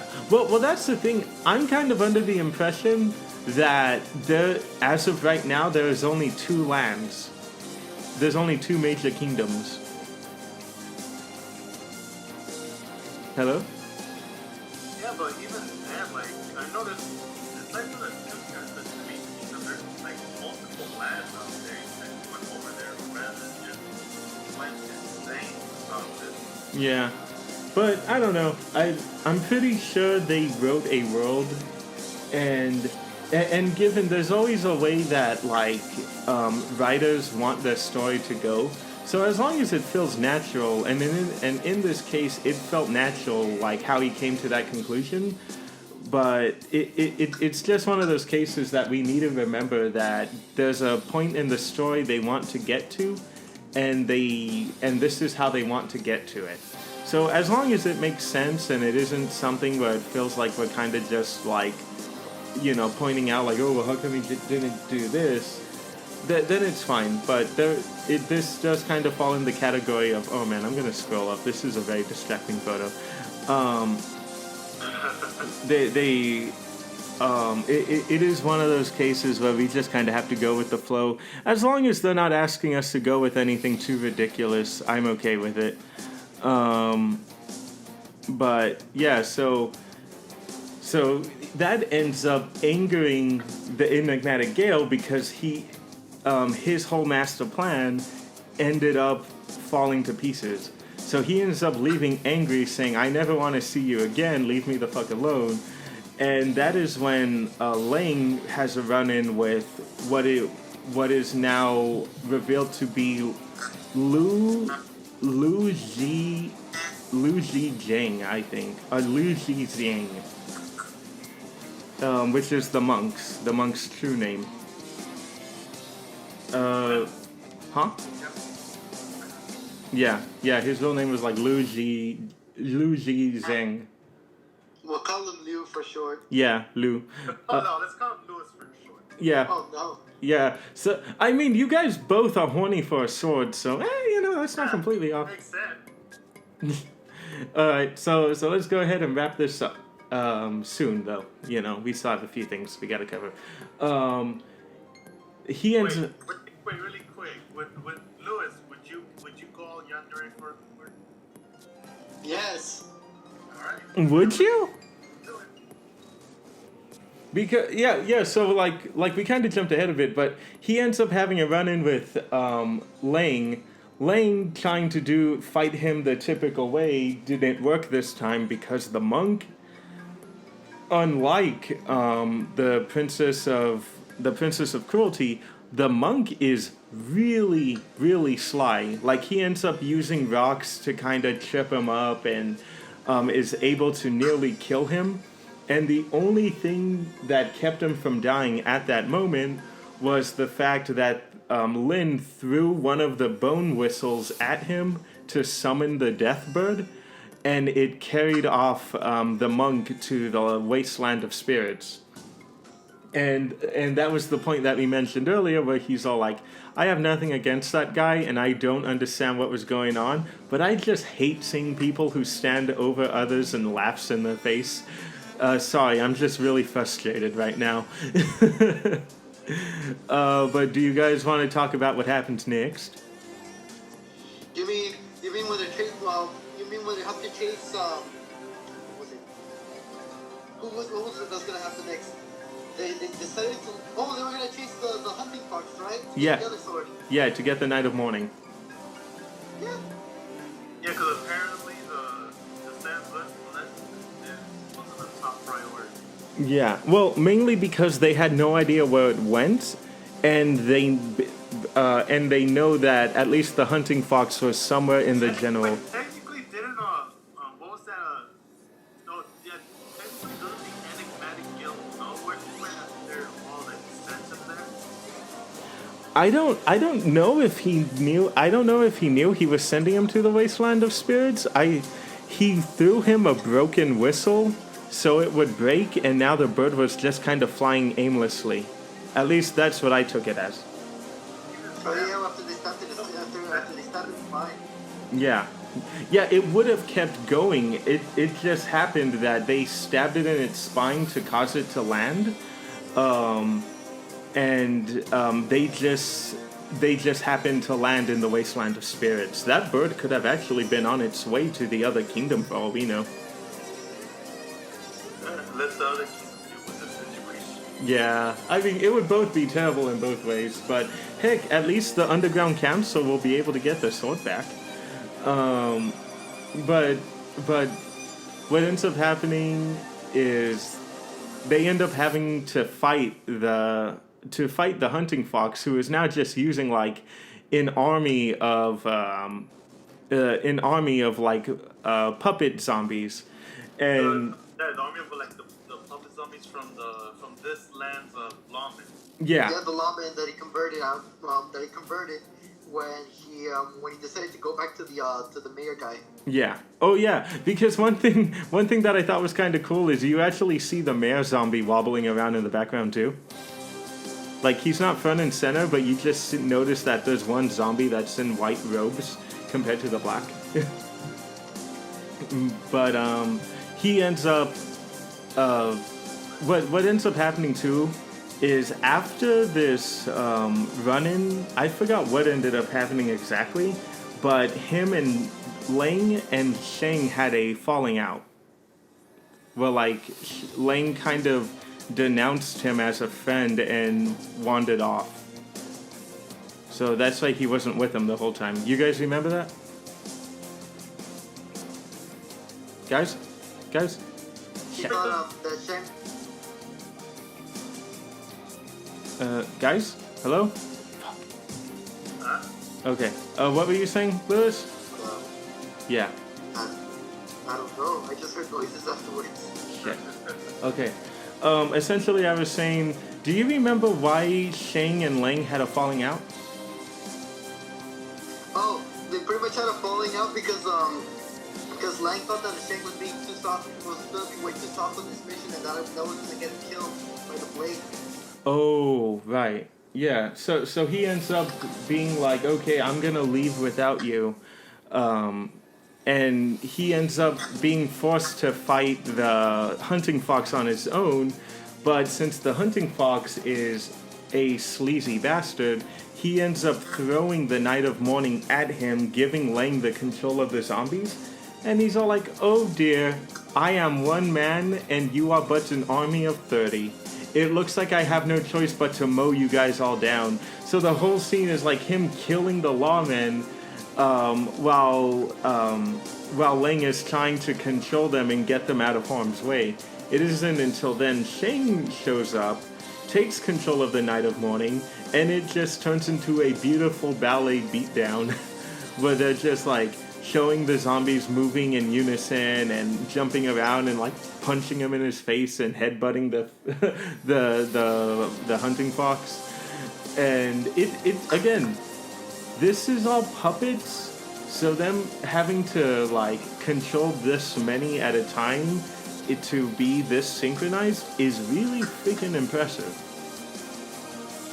You guys want to chime in? It wasn't like Lang strong to like being in charge of a whole bunch of people's lives. He wasn't really used to that role. Yeah, and that's why when Shang shows up, he was like, oh wow, this guy's like a born leader, and it's like it's not really born leading. I just kind of do what I'm able to do, and they end up beating the shit out of the hunting fox, and he ends up running off, fully defeated, and now like the Night of Mourning is in their possession. So the only thing they have to worry about is the seventh blessing. I heard that S, Ben. I knew you were ready to say it too. I'm watching, y'all. The seventh blessing is sin. Don't trigger him. He might post another photo. Yep, he's already planned. Oh no. But maybe that's why he's been so quiet the whole time. He's just in his library. Find your punishment. No. But yeah. So meanwhile, in the wasteland of spirits, the sword is obviously very, very annoyed that they got sent out in the middle of nowhere. But Lou is like, isn't this wonderful? We're out in the middle of nowhere. No one will dare to cross. That means no one will be here to interrupt us. And it's like, but don't you want like complete power, total like total control, like absolute power, unlimited strength. It's like, no, as long as I have you, my love, you are all I need. Don't look at this chasm. Doesn't this look like such a nice chasm to just throw ourselves in and be lost forever? Because I don't want. He was actually that too, Huh? huh? He was actually about to throw himself as well, huh? Yeah. Yeah. Yeah, because remember, he's like, I don't want, I know I will wield you, but I will die. I'll either die of old age or maybe die of sickness, or maybe someone will get the jump on me. I hate the idea of knowing someone else will wield you after I am gone. So I am going to jump off this chasm, and me and you can be together forever in death. And the sword, that is when the sword goes from, haha, I'm so evil and powerful, to please, no, stop! and the moment that happens, the dragon, almost exactly like the scene before, pops out of the ground, is full on pissed about the fact that like, man, I got my wing cut off and my sword cut off. Man, I'm just killing any human who shows up. Fuck it, I don't care. I hate all humans now. And it is just a flat out fight between the 7 blasphemous deaths and Lou versus the dragon, which, again, I'm kind of with you guys. This might have been a guy in a suit because that puppet looked mighty small with him. And unlike the golem in season 1, this is a puppet or like a actual physical thing that the puppets are interacting with. So he ends up cutting pieces of the dragon, jumps on top of his head, and plunges the sword down into its brain, even to the point where the sword is amazed that he was able to take down a dragon with her. Which, you'd think the sword might kind of be like, huh? It's the power of yandere. Yeah, it's the power of Yes. yandere love. But yeah, that's when he's like, okay. Oh, and that was a line I actually forgot to point out.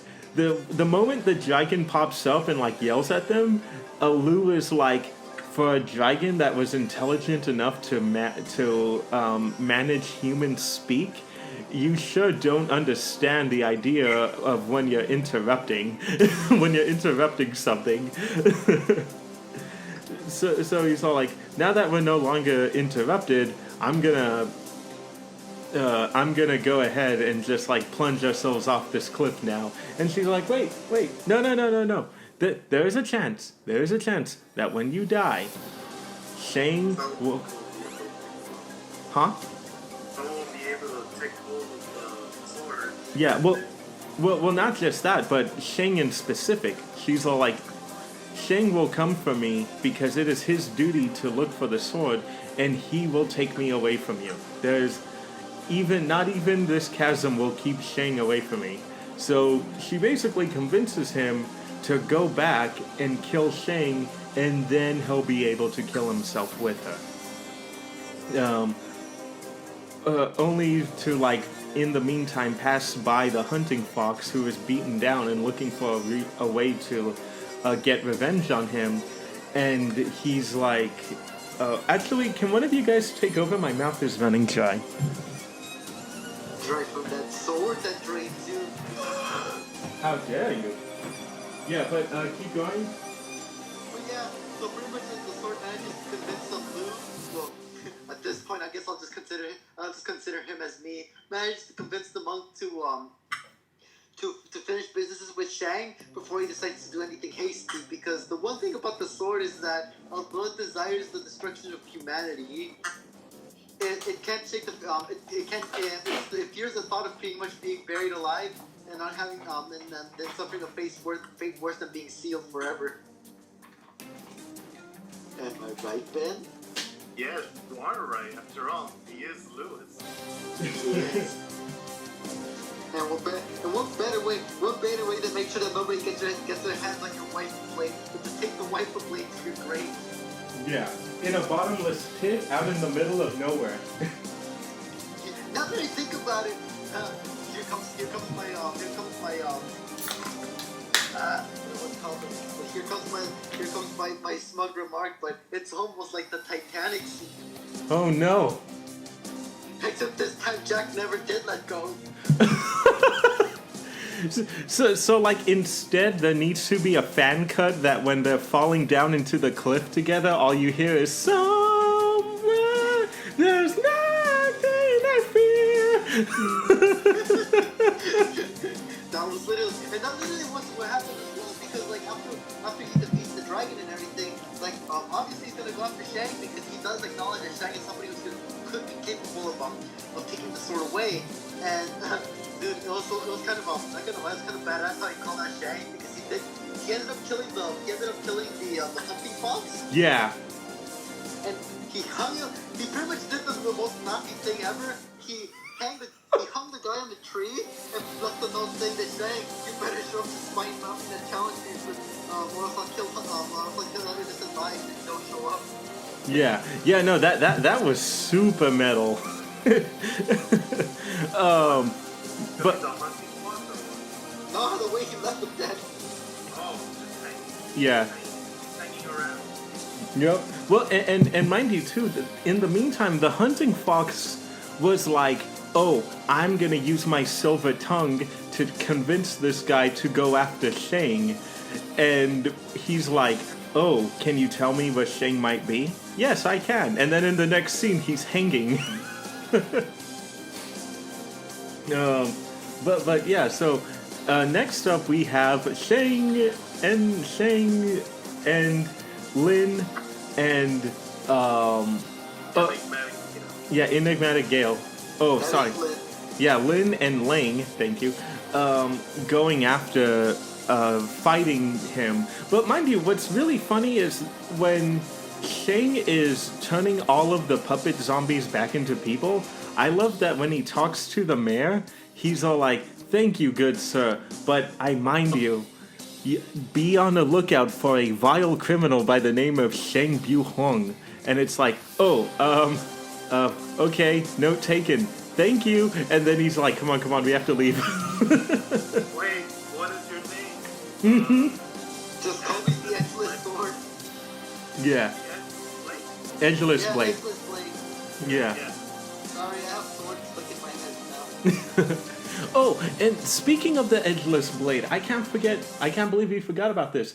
So when Shang was separated from Lang before the fight with the hunting fox, one of the reasons why Shang was kind of away from the story for a bit is because he went to go meet with Khan. I don't know if it's Khan or Chan, but he was meeting up with the bowman from season 1 who went on to marry Dawn Fei and become... Bowman or the spearman? The spearman. The bowman was the guy who... Yeah, because the bowman was the guy who that was his master, his yeah. father figure, yeah. So, who we see now is no longer fighting with a spear. He is now fighting with Dawn bladed techniques to kind of uphold the role that the brother from Dawn Fei's brother who died in the first season to take up his role. And they are married, Ben. I sent you that clip. They drop the word wife. They are married. Yeah, which I think is super cute because they had a cute relationship in the first season, and I thought the ending was really adorable. So I'm glad to see that they ended up together. I completely forgot that he got an eye patch from the last season, though. It was weird seeing him with an eye patch. But he ends up taking on a dangerous task of just grabbing the blades, the Sorcerer's Index, and just constantly doing what Shang is doing. Jump from safe zone to safe zone until Shang is 100% sure that he got rid of everyone who was after the Index.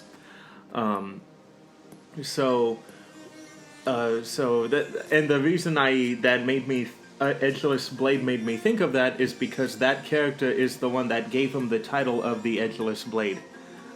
It was mainly meant for sarcasm and kind of insulting him, but Shang liked it anyway. Sorry, I'm drinking something because my mouth is just running dry. What? Getting drunk? No, I'm drinking root beer. It's diet root beer because the people in the. Dear God, no. You heard it himself. Danny's an alcoholic. No. So he ends up. Meanwhile, I'm dying of heat here. You have bottled water, no? You have like a mini fridge. Yeah. I mean, Yeah, an empty mini fridge. Oh no. What happened then? I'm sorry. You have a fan? I'm gonna copy what Lewis did. You have air? How dare you? So they end up fighting, and mind you, it's a really. I really like how even though they are puppets, they really do kind of give you the illusion that they're swinging their swords super fast. Because when they're fighting, you just hear the blades go chung chung chung chung chung chung chung like over and over again. And so they're fighting, and what's his name? Lin shows up to kind of fight alongside him, which again we haven't seen this guy fight anyone since like season 1, at least with a blade. And they end up getting overpowered, so they're like, okay, I think the only thing we can do now is infect. Shang is like, infect me with the Night of Mourning and then control me, but you better win because as of right now, my life is in your hands. And you know what was actually kind of funny is he got turned into a puppet zombie, but he still had his face. I mean, His eye. yeah, he had his eye and his hair. Guys, I was What happened, Ben? his eyes was still there, so it wasn't like the clear. It wasn't the same as the others. Yeah, but he was still as vulnerable as they were. I think maybe it had something to do with the fact they still needed him to use the chi power. So there was probably levels of what control you can give the puppet zombie. But yeah, the whole time they're fighting, and he's actually winning against the puppet thing is fighting against the monk and is winning. So the blade tells him, "Don't worry about the puppet. Go after the sword." And he's like, "Okay." He goes after the sword, starts fighting Lin, and he's like, "Ha! You can't defeat me. My blade is far more superior than the Night of Mourning." And Lin is like, "Oh really? Does my pipe look like a sword to you?" And then you realize he was fighting a fake the whole time, and they throw the real sword over to Lang. Ah, what was that popping noise? Never do That it. was my bad. I smacked my microphone by accident. Oh, that's okay. So he ends up throwing the mic. He ends up throwing the sword to Lang, which at that moment is able to completely subdue him. And there was a mention in the scene before that Shang has this magic paintbrush that is able to capture stuff and put it inside the index. So he does that, starts to go into the process of locking away the blade, and this is when I'll agree with you guys. I actually felt bad when she started pleading for her life, not wanting to go back into the darkness. So, like, oddly enough, I was kind of relieved that the monk jumps out, and the next scene we see is him falling into a pit where the sword is asking him, "Is this really what you wanted? Are you really happy with this decision?" And he's like, "Yes, my princess." And then she just kind of accepts it to some degree, and he falls down to his death. Oh, supposed death. Supposed death, yeah. Yeah. But you mean Well, maybe... he's not? Yeah, I'm under the impression that he's dead, especially since his arm is cut off. Also, there's no confirmation whether he's actually. Yeah, they say there's no way he would have been able to survive that fall, and hopefully the blade will rust in the meantime. But it turns out that the thing they captured in the paintbrush wasn't the sword, it was his right arm. Because the moment the ceremony happened, he swapped out the blade with his arm. And it now in the Sorcerer's Index is just a floating dismembered arm of some guy. That's the best sword. It is. It's the best sword. It's the It's just like healing arm too. Yeah, like it's the less lethal sword, but still as annoying because you pull it out and you just slap people with it with a limp arm. That one. Dude, you know, that would be pretty epic if you kept the arm there and made people think that that's one of the mystical swords that's supposed to be an index. Oh, that would be cool. And then he convinces some guy to chop his hand off and say, like, you chop your hand off and then you put the sword and you have ultimate power. And some guy does it and just bleeds out or gets infected. Oh, great, I have rotting flesh in me. I'm gonna die now because this is like... Technically, would it really rot inside the scroll? True. Who knows? I mean, it's a pocket dimension, so I don't know how that would work out. Yeah. I bet the other swords, if they have personalities just like the Blasphemous Deaths did, I bet they're like, the fuck is this thing? But, hey, at least now we know there's a possibility that they can actually trap people in there, which is kind of horrifying to think of that. That now in this world there is a phantom zone. But, yeah, so... they end up kind of reuniting Chan, or again whatever that character's name is, or Kane. It could even be Kane for all we know. Ends up giving him back the blade. Don Fei, of course, like gets mad at him for taking on such a dangerous task and not telling her. And the guy from the fortress, because another thing I forgot to mention is. The monk was going on a killing spree. He wiped out the entire fortress from the beginning of the anime and destroying all of the holy swords they had there. But the moment that happened, the head of the household grabbed 3 of the strongest swords and ran off with them. So yeah, because those are supposed to the sacred swords that he got are supposed to be humanity's final defense against the demonic invasion in case it happens. Which, after post-credit scenes, yeah, it is revealed that we now see the council that we saw earlier, and they're like, great, we knew she wasn't gonna be able to do it. Yeah, she's good at espionage, but nothing else. She was never the right choice. And it's like, okay, there's only one thing we can do. Have a full-scale invasion of Dongli. And, of course, they were like, well, is that a good idea? Because we don't know the land. And then you hear a disembodied voice that sounds very familiar. That's why I knew it was her at the ending, because I could tell it was the same voice actress. A demon pops up, but not just any demon. It was a demon who was one of the protagonists in Season 1 who... ended up reawakening the demon queen and then disappearing. I actually thought she died. Like, she gave a life force to the demon queen or something like that. I didn't... I thought so too, you know? Yeah. I actually forgot. Yeah, Ben just outright forgot the character. Yeah, you know, which is fine. But she ends up popping up as saying, hey, how about you guys... end up teaming up with the demons because there is no one who knows Dongli better than we do. So, are you guys ready to team up with something that is beyond human?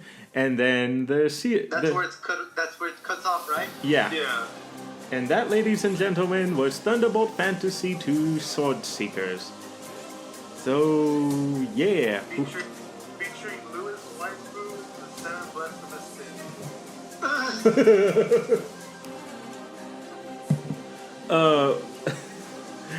So, who wants to go first? Because since it was my choice, I go last. I'll go first, kind of, because like my parents called earlier, and I'm kind of hanging right now. Oops, sorry. No, you're good. Okay, so go. Music will be playing right now. I just have to get it ready. So, but you can start. Oh no. Louis, start!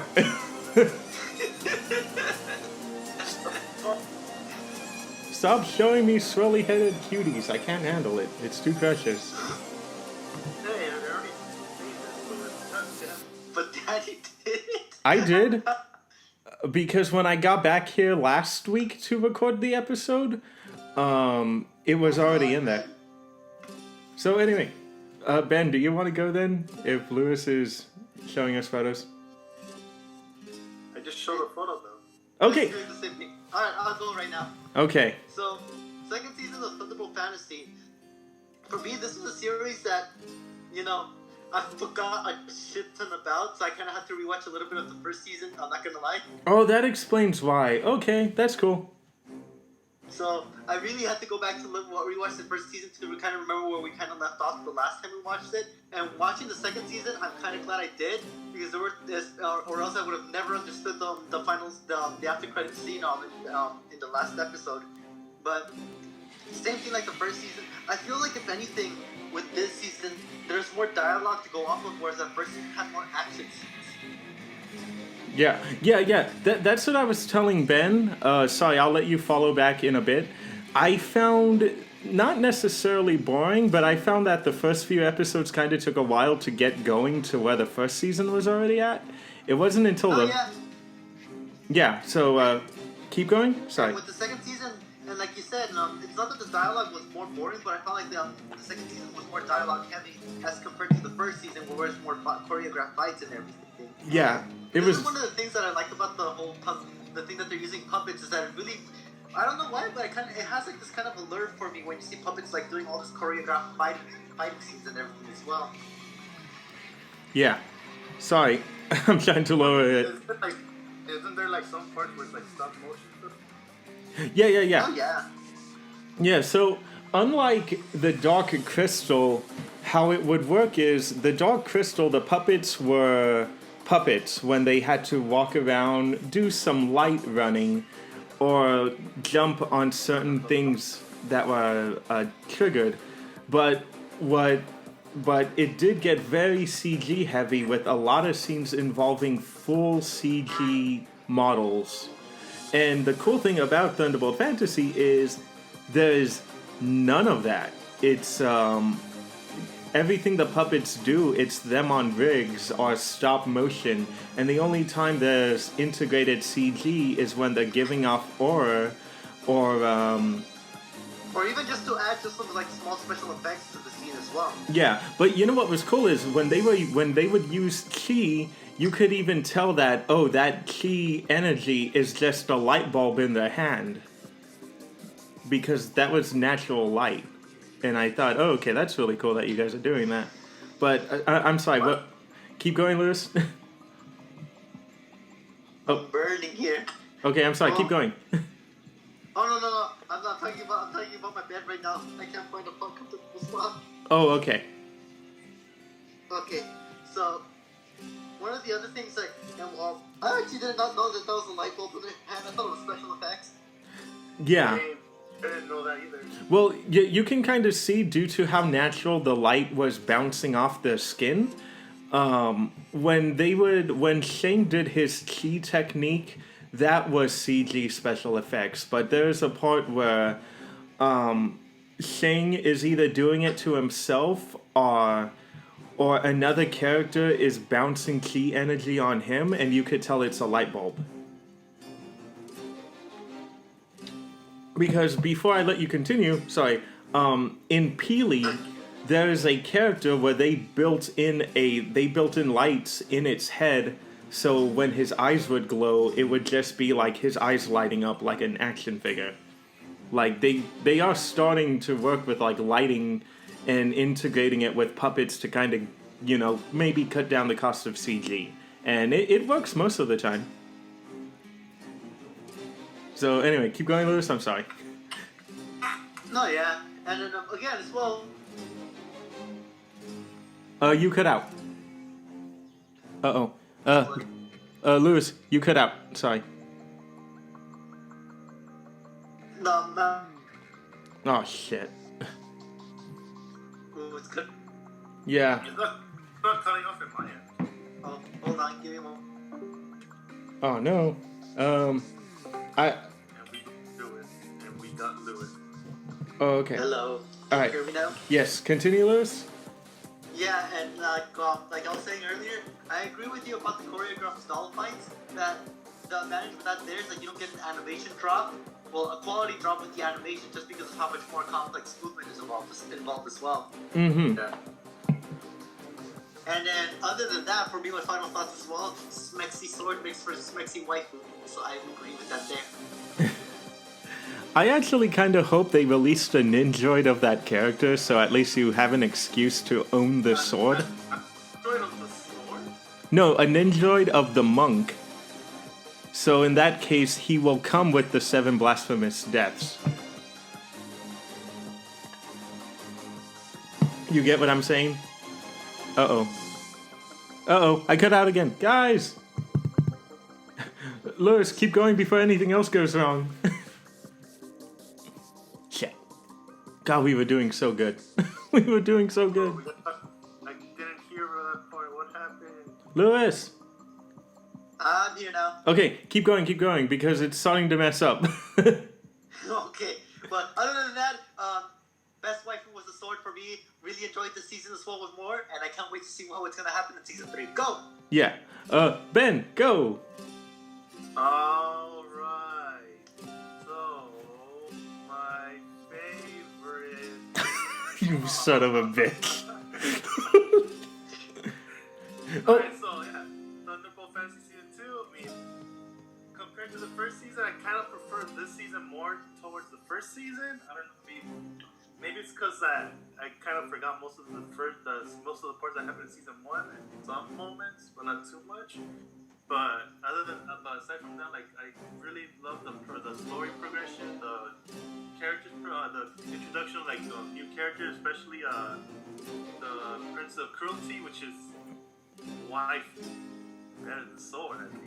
Oh, wow. And those them's fighting words, sir.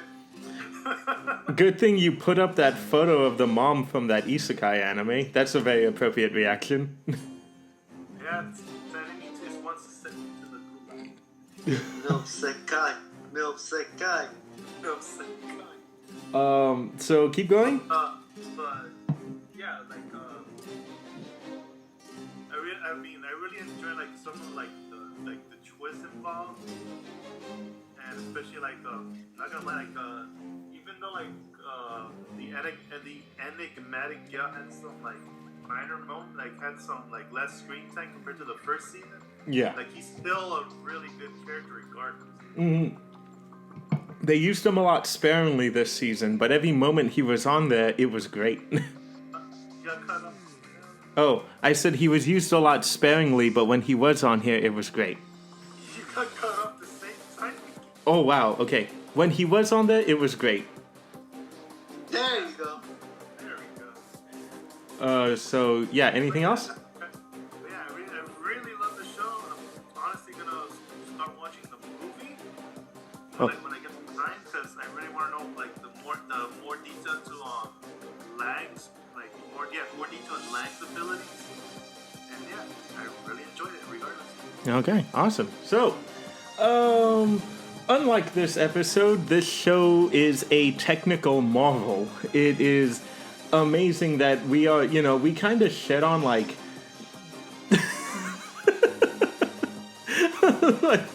Lewis got what I meant by that because of all the technical difficulties. I didn't hear it.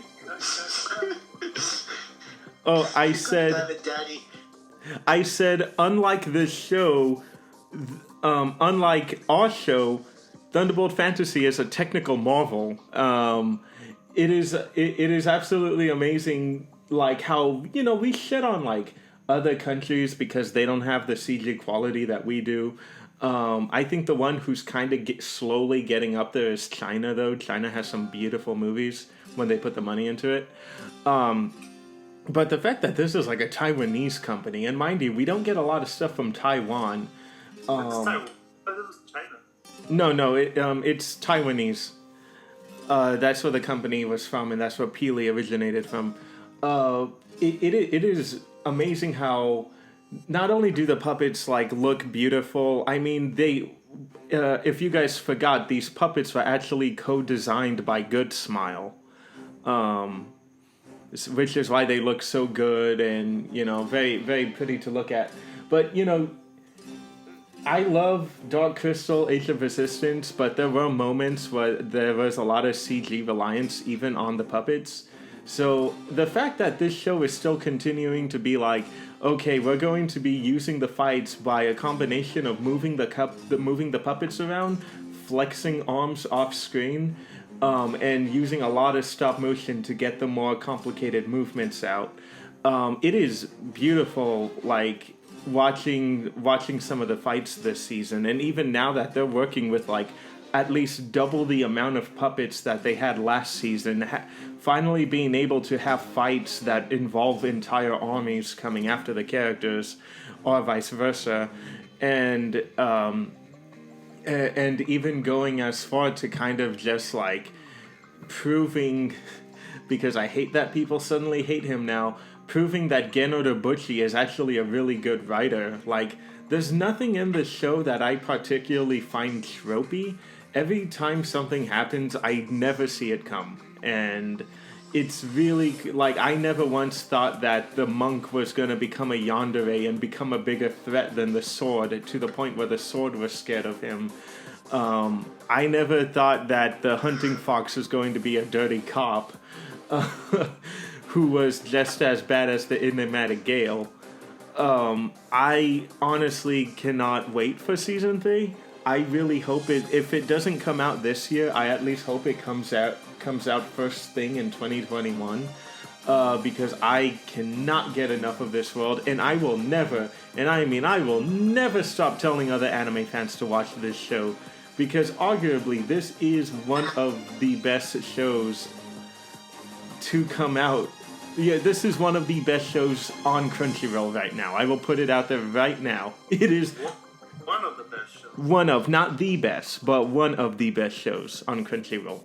I cannot get enough of this show. I will be watching the movies. I should actually be ashamed of myself that I haven't seen them already. Yeah, I will be watching the movies tomorrow, and I will give a tiny report on them next week. So... Ooh. Oh, crap. Uh-oh. Hard liquor is getting to Lewis.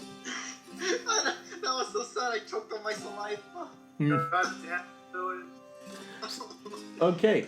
So, Ben, what are we looking forward to next week? After a tough decision, I decided to go for something more lenient. Uh-oh. Bofuri!